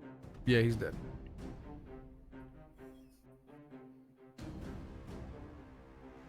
Maybe I should try that more often.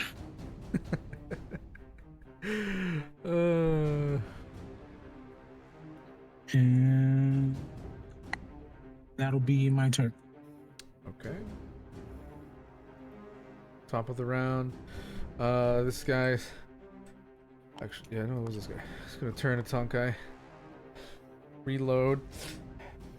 Weakly pick up the crossbow. Fuck you. You fucking panda. That is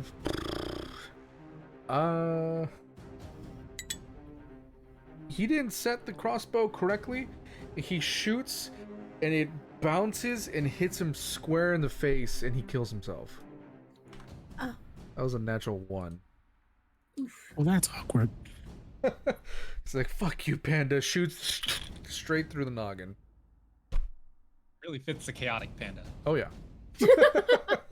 Tonkai somehow believes he did that.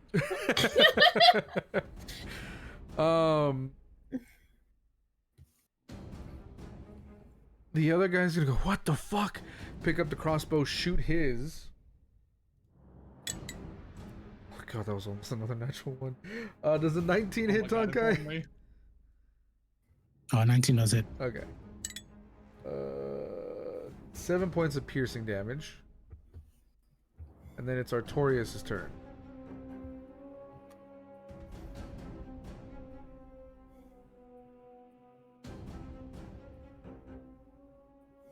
Who's still up? Just that one dude by the table? Yeah. If I have the movement, I will get close to him and hit him with the great sword.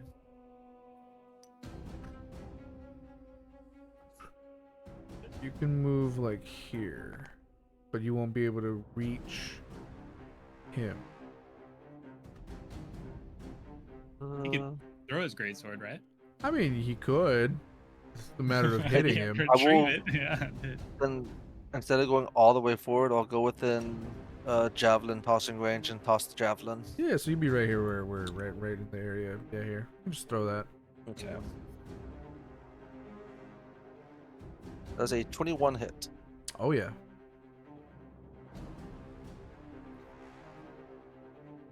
And it'll He be always had that. 7 points of damage. How do you want to do this?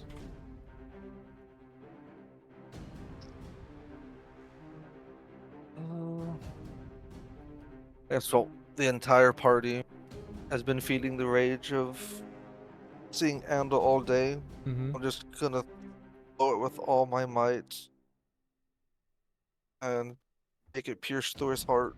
Sure.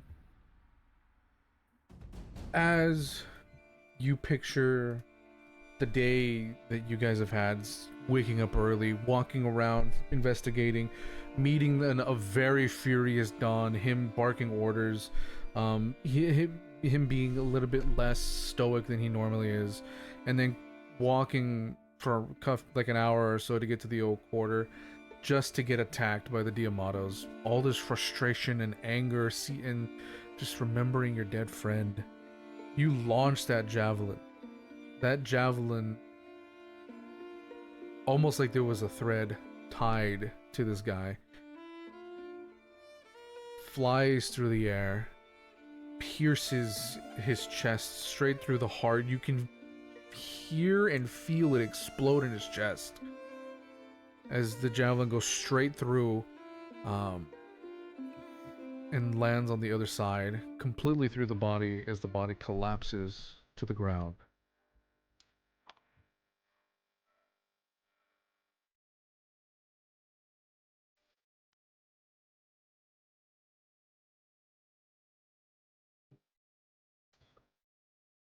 Vito is gonna look at your group. Alright, we need to go.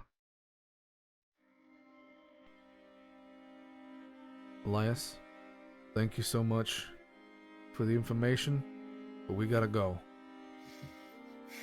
I'm going to go and pick up my javelin before we leave. Yeah, you can pick up the javelin. You guys pick up the javelin. And Tonkai, what were you gonna do? I was as we're getting ready to leave, I'll just look down, and I'll grab the knife that's in his back, and we'll just like ask, who's this belong to? Nobody answers.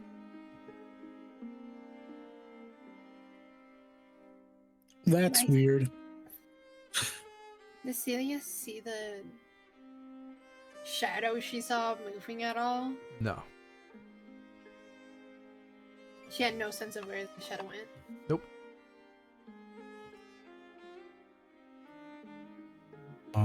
Say nobody like claims it. Tonka just puts it back in the hole. Okay. Okay. I mean, he can't be any more dead. So I can No, never you're explain not. it. No, you're not wrong. It's insane. I'll just put this back where I found it. You put the knife back where you found it.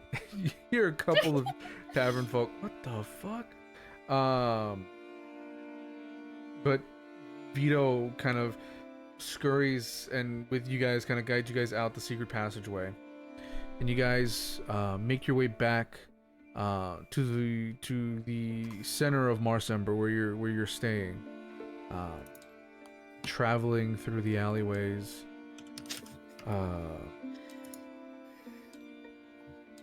just trying to make sure you're not caught by another Diamato patrol. Takes you another hour, 2 hours, because the patrols were starting to get heavier during this time of day. But you managed to make it back to the Azure Chalice. Vito looks at the group.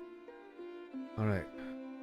You wait here, and I'm gonna go look for Nico. Just don't do anything stupid. You stay right here. And he's gonna look at Silia. I've heard about you. Stay put. Hands up.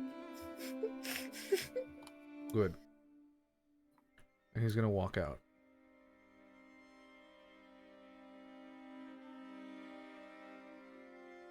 As he does, I'm forgetting all my NPC names. Gregor, the owner, is gonna walk over, kind of just give you all different drinks. He remembers y'all's favorite drinks. He's just gonna give them to you. Hey, those are on the house. I heard what happened. I'm sorry.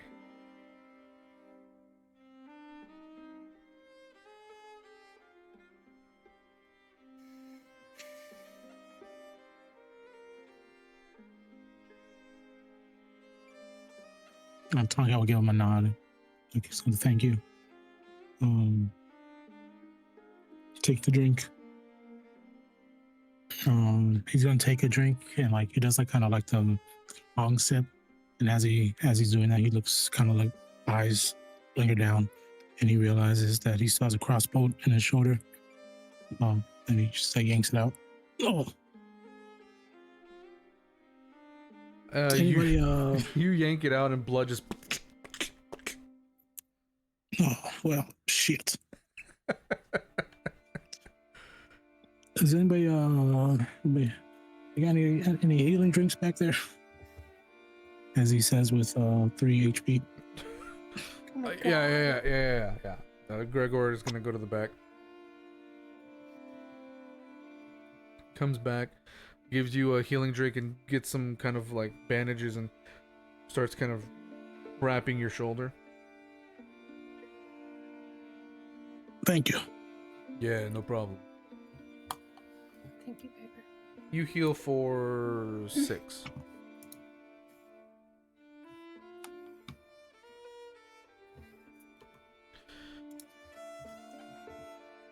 As that happens, hold on, let me take a drink of water.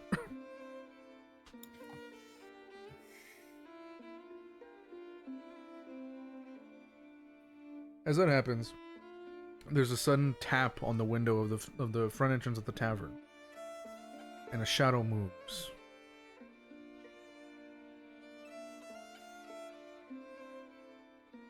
Do we all notice this?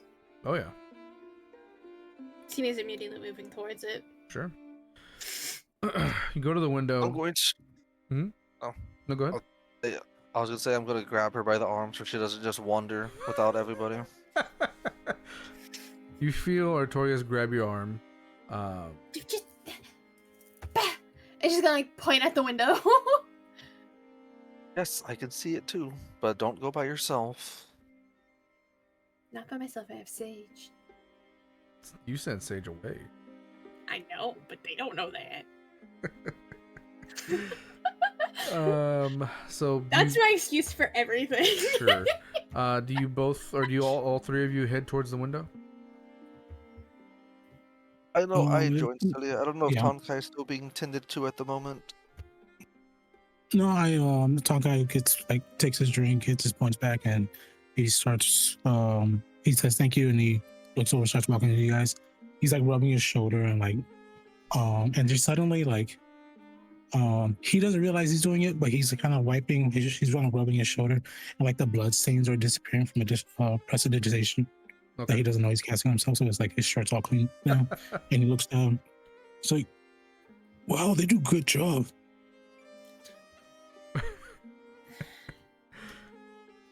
You can hear Gregor whispering, "I do that."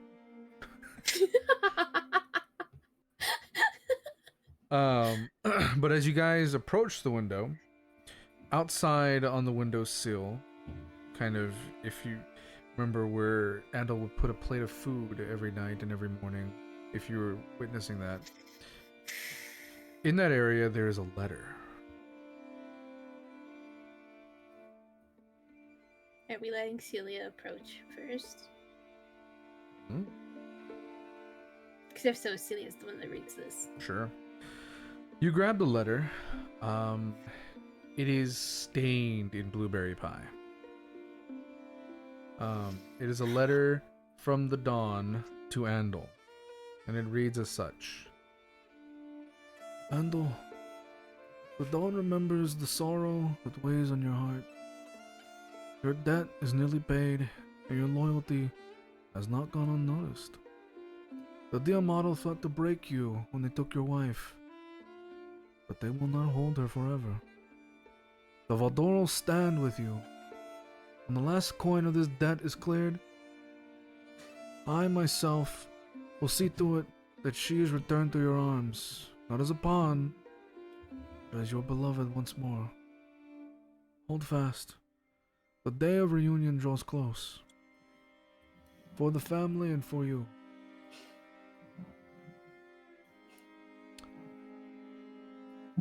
There's a sudden memory surge of him always ordering blueberry pie, or having received blueberry pie from Gramps.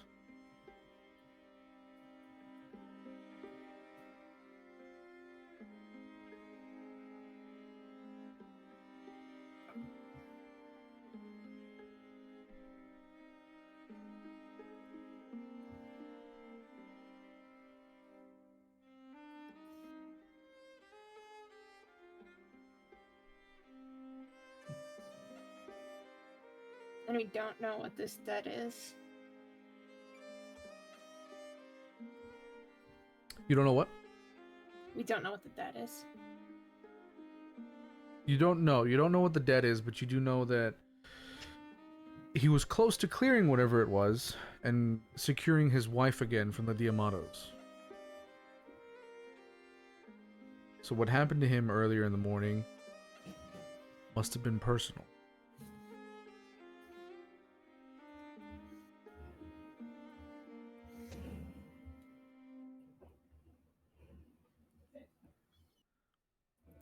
Everybody make a perception check.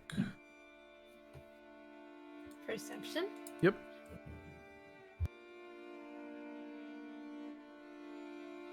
$13.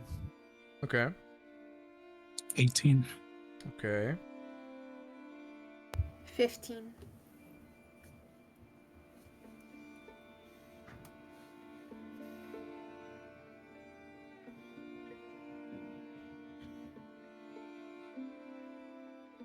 You guys see some disheveled trash. Not a lot of trash, kind of where you all are at, but just little bits and pieces leading around the corner towards the alley. Like if someone was just absent-mindedly eating something and just not noticing that they were dropping a shit ton of crumbs.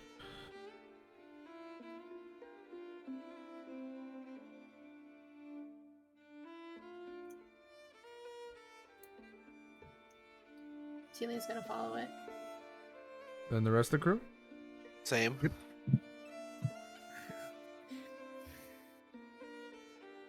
You follow around the corner, and there's just more disheveled trash as you're walking down the alley. It seems like, again, whoever was kind of walking through here after delivering said letter might have just been absent-mindedly eating.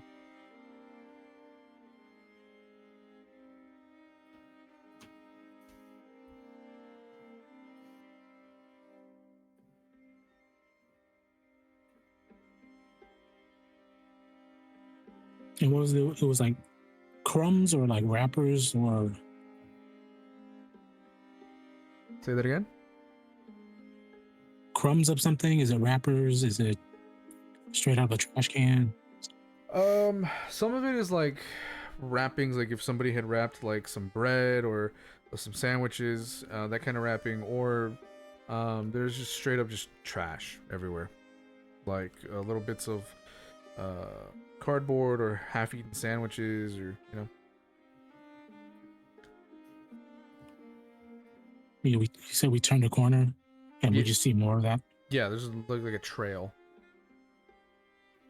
Just kind of looking ahead. Does the trail keep going in a straight line? Does it turn another corner? Is it how far ahead if it does turn a corner? There's a corner up ahead, but this view is a little bit obscure. There's some crates here and there for the different buildings kind of on either side of this alley. If you're peeking down further, make a perception check.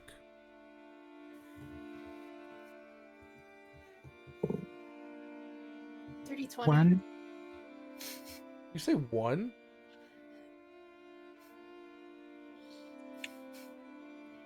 Did I hear somebody say 1?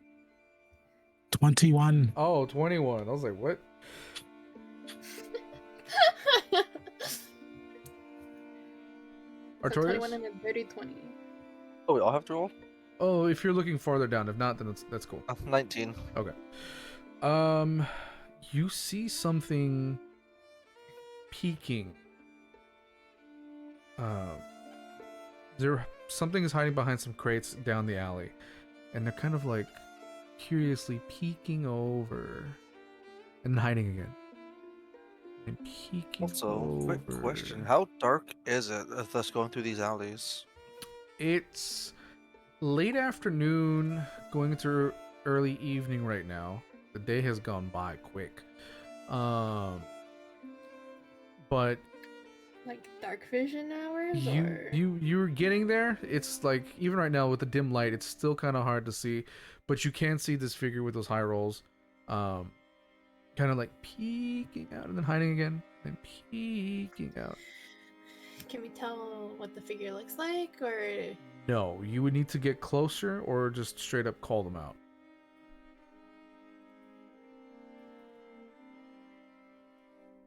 if I take a step forward, this creature still keep peeking out and hiding again? Yep.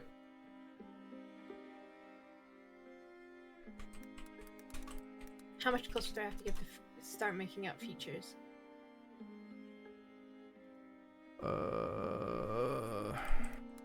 Like 15 feet? How far away are they? 30. No, 45. I'm gonna keep like slowly walking forward, Okay. just like showing that whatever this like figure is that I'm also taking, like I'm taking this cautiously Okay. because they're clearly looking at us, right? Yeah. How's this figure reacting? Well,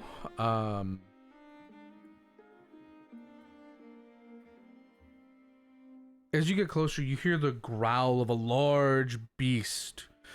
And actually, Unreal, why don't you describe what your character's doing? You hear the growl of a large beast, but it comes from a small frame.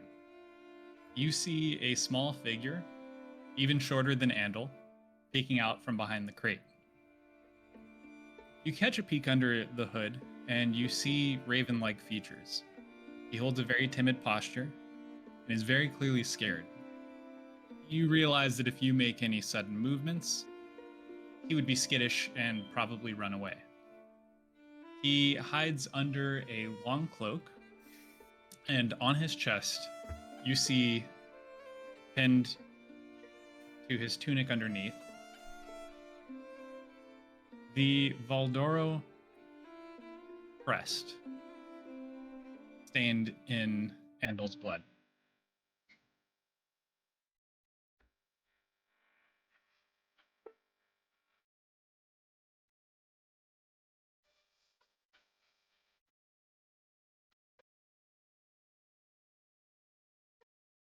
So I think hearing this roar, I'm like pause. But as I've never interacted with your Kenku, right? Yes. I've never interacted with the Kenku, right? Lubin? Probably not. Not as a royal. Yeah. Okay. It's okay. I don't. No harm. At this current state, is this figure focused on us as a group or more towards Silia because she's the one moving forward? Anything moving. Yeah. Okay.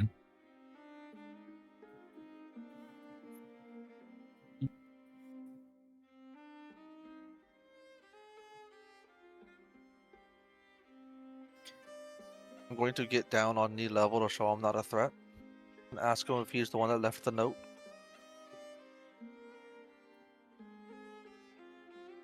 After you ask that, you see him reach into his cloak and pull out a second note. I'm gonna gingerly reach out my hand to see if he'll hand it to me. He pulls back. It's okay. You see him kind of like take a step back. I'm gonna go. You said shorter than Andal? He's tiny.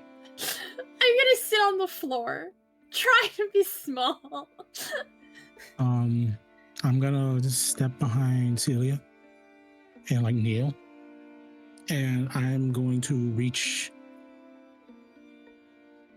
I don't know. We specified if we took Anno's bag or if you just took the stuff from Anno's bag. I got no stuff. I reach into your bag slowly, and I pull out, and I hold up Anno's loot.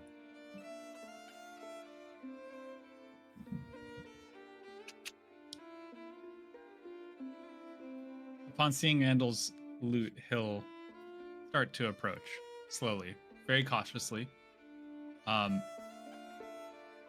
But Tonkai, you notice he has kind of a suspicious look of you specifically. You know, he kind of squints his eyes when looking at you. But he approaches, and I'm going to whisper to Silia to not make any sudden movements as he's slowly approaching us. He'll hand over the note to Silia, the second note. She'll slowly open the second note.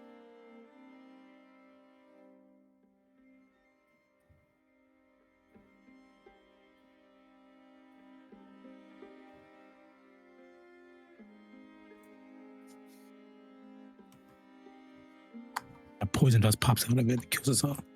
Yeah, I'm dead. Y'all Steal dead. all your belongings. Yep. Get fucked. This was a villain arc. Sword. The letter reads as follows. Andal, the long wait you have carried is nearly at its end. The family has kept its word. Your service has been true and your debt is considered paid. The coin you have earned and the loyalty you have shown have opened the way for her return. Your wife waits in the shadow of freedom. Tomorrow morning, come to the market square by the well near the baker's stalls. You will be met there, and all will be set right. No more chasing ghosts, no more chains, only reunion. Hold fast until dawn. For the family and for you.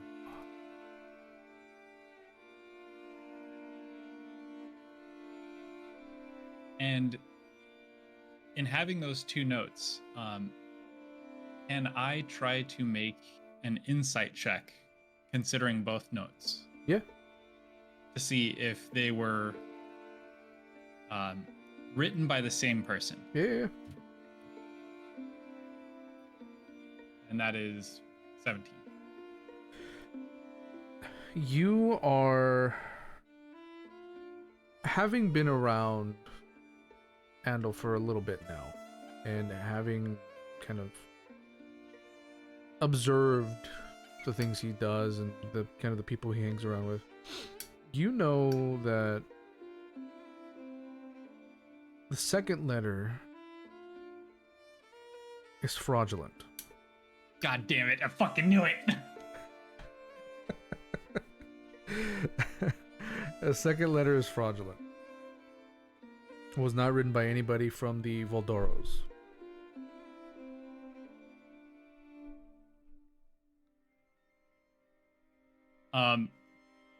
Taking the two letters and showing the party, I'll try to point out the discrepancies between the two letters. And when showing the first letter that was written by the family, the real one, I'll make like a soothing noise, a soothing sound, almost like Andal's playing. And when I point to the second letter, I'll make a screeching noise, like metal on another metal surface.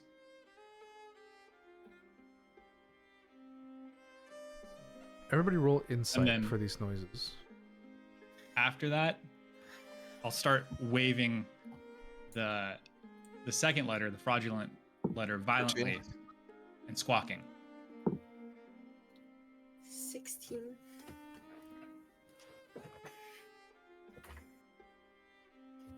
Is it inside, right? Yeah. 23.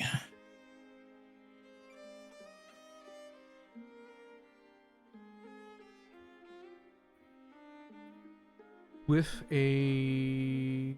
with the both of those. Artorias, what'd you roll? I'm pretty sure it was a 14. Can I go back and check that somewhere?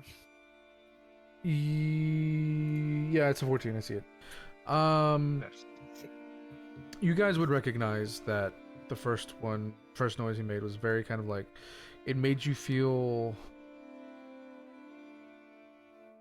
warm, and that this was this was the letter. The first letter was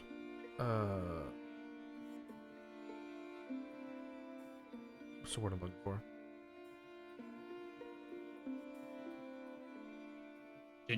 Genuine, yes, thank you.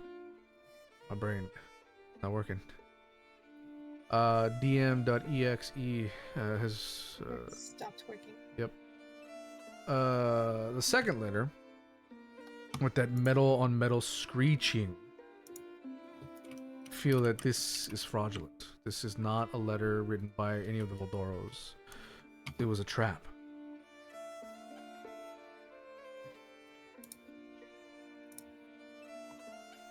As I hand that letter back to Silia, I'll point at it and you'll hear the voice of a large man. That's bullshit. I think she's like taken aback. You knew, Andal. She says, like, completely, like, sitting down cross-legged, looking at you now. He'll nod and point over to the bar, the tavern, and towards the porch of the tavern where Andal would sit out on the porch. And as you see him point, you see Gregor come over with a plate and hand it over to him. And he just looks at you. Sorry, buddy. This is on the house. He'll kind of like duck under his hood. Gregor, is this who Andal was leaving food for? I only saw him a couple times, but yeah. Andal was a kind soul. Took care of those who couldn't care for themselves. As he holds the food, you see him kind of position himself so that the food is away from Tonkai.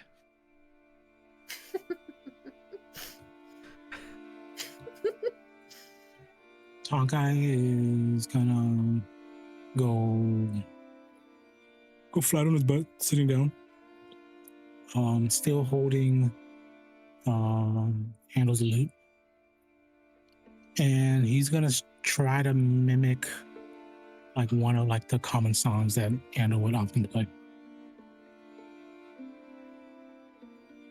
Okay.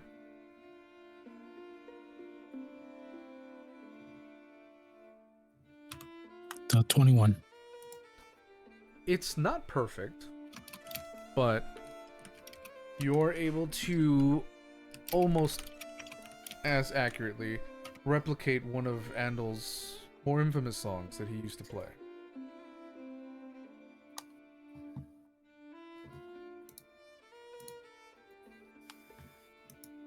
As you're playing that, he'll open his mouth and you'll hear one of Andal's other songs come out. This one being with the flute.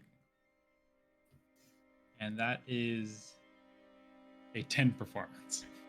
It's not bad. It needs, I'll say this, it's not bad, but it's not perfect. Through the grief you're feeling, you manage to replicate a song from his flute. It sounds rough, has like rough edges because of the grief that you're going through, but it's not bad.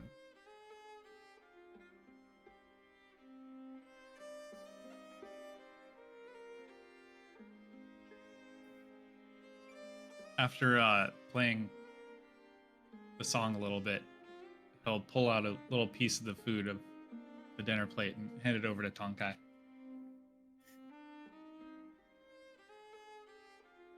I'll hold my hand out. So I'm not necessarily taking it from him.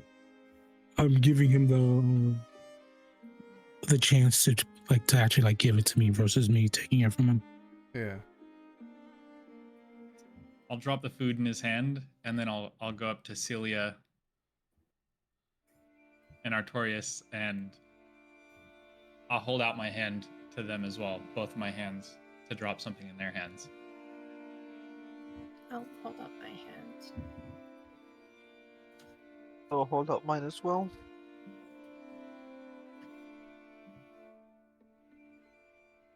He drops in your hand. As he pulls his hands away, you see in your hands are junk from the tavern. There's random trinkets like a fork or a small glass. And he backs away slowly. Thank you. Thank you for the kind gesture. You'll see, Celia put it away in her bag. How does he react to that? He's just kind of watching you, tilting his head.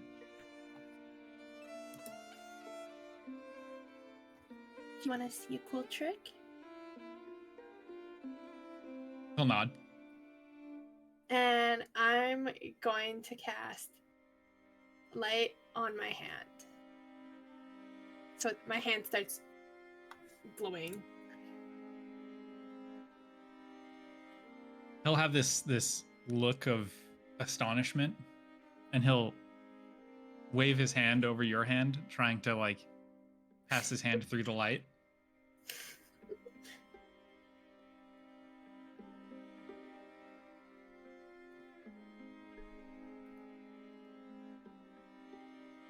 Isn't that cool?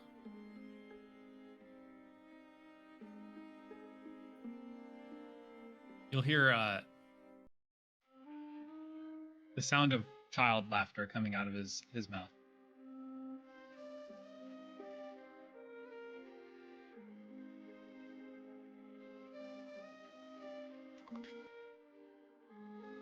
Can I ask you a question? Or two questions? She'll say, still moving her hand so the light's bouncing off everything. He'll nod. First question, what do you have a name?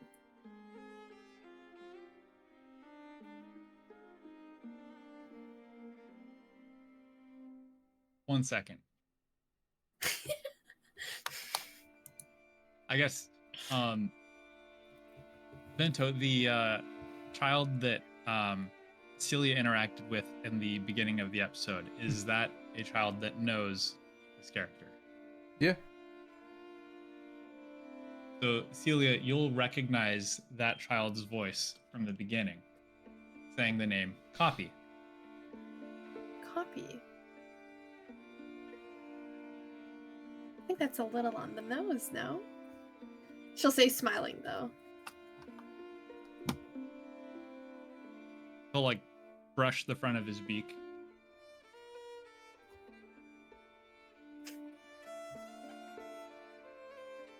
My second question, and she's still twirling her hand, so the light is lighting up this alley that's getting darker.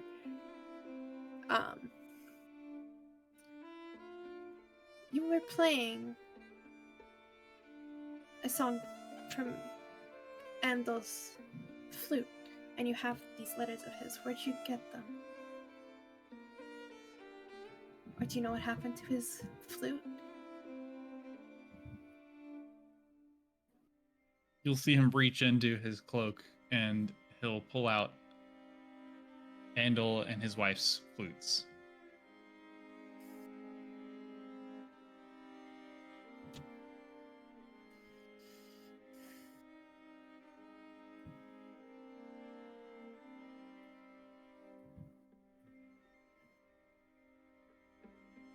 You were there, weren't you? He just ducks down. He gets very small.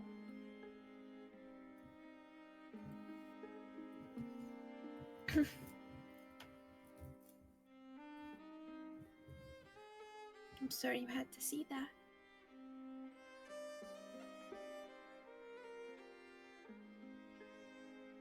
Vento, when Andal was approached by the Amatos and oh god, what's that guy's name?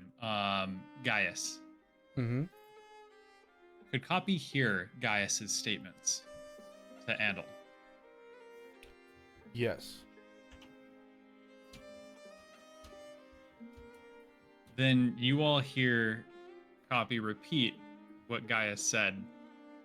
I told you I'd wipe that smile off your face. And then he gets even smaller. I want you all to make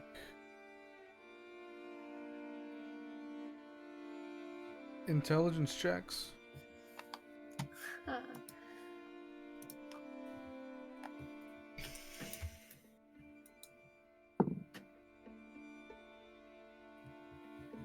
$13.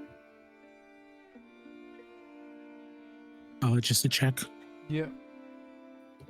I rolled a 7 for a total of 5. That's a save. 15. That's a save. The check is up at the top. Oh yeah. No. Oh. Artorias made a save. Oh. So, Alright, 17. okay. You don't have it? Okay. If you rolled above a 12, you instantly recognize this voice as being Gaius. Hearing those words sends chills down your spines. Unless you don't recognize the voice. I think Tonkai, you said you had a 5. Strong 5. Yeah, so you definitely don't recognize the voice. The other two do.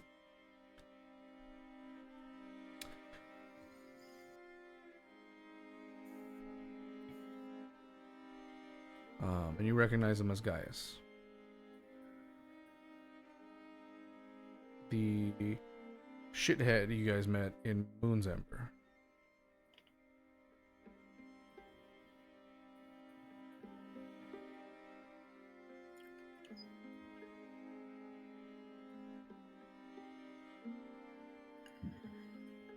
And you said he got even smaller? Yeah. Like he's very scared.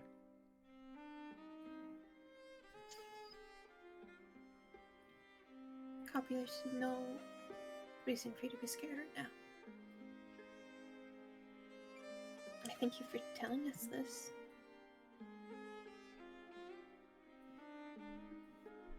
You see him quickly put the two flutes back under his cloak. And I'm glad those flutes are safe.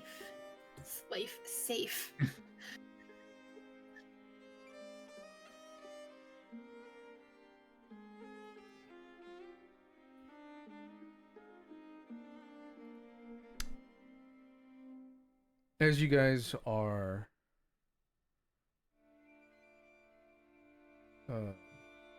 conversing with Cawpy, Vito re-enters. Oh, I see you all met a friend. Or made a friend.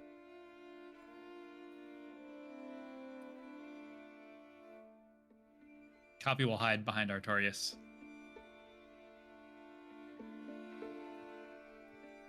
Little small for a Kenku, but alright. I found Nico. Fortunately, he's dead. But something even worse. We had some scouts scout the area of Pier 9. The Dia models aren't there. But we investigated and they left traces. They're going more inland. They're no longer in Marsember. But we know exactly where they're going. Which is. Let me look at the map real quick.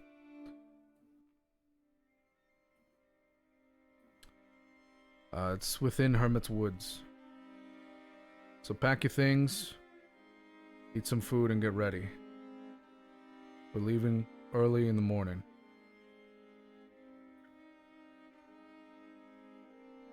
He exits. You guys contemplate everything that's transpired.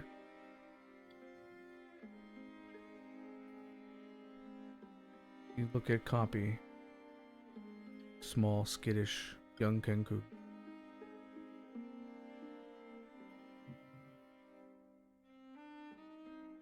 And that's where we're ending the session. Damn. Yeah. That's fun. Whew. Emotional but fun.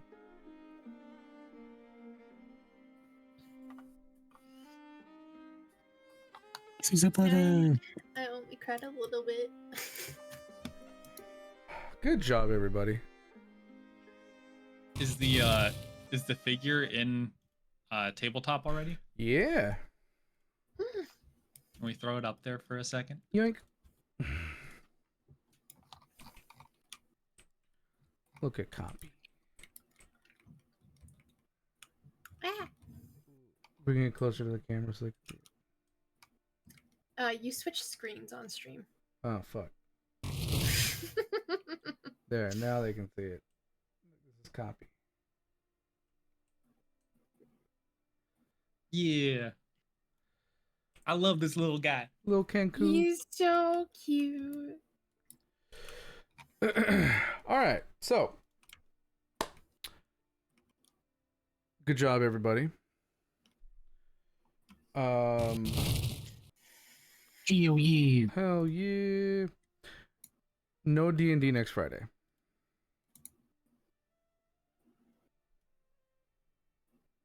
That'll give me time to finish my character. Nice. We'll be back the 24th. To see exactly where in Hermit's Woods is their base of operation and how you guys can rescue Autumn. That's all I wrote, so I'm gonna Cast Fireball. Don't cast Fireball. What are you doing? But I'm gonna head out of Discord. You guys have a good one. We all know the accidental fireball is coming. I'm at some point, yes. I'm excited for it. Oh, We're not resistant to fire, just saying. one more thing. Y'all level up. I am. What? Y'all level up. You get to be level. Let's go! Really? Oh, Yeah. Let's go! Oh. The milestone was a Actually, character death. scary. Oh, really? Oh my god. You're welcome, everyone. You're welcome. Where do you level up at? You hit the anvil at the top. Hey, Ruben, That can means I I'm DM you close to about the that. level Get the up handle. stuff? He's already Sure. dead. Lol. Alright. I do have to go, so if you have any questions, just message me. But I will talk to Will do. you later, guys. Sounds good. Bye forever. GG's, y'all. Yeah. See ya. Stream! Thank you so much for being here. I hope you guys enjoyed today's D&D session. That is everything I have written. Oh my god, I need water.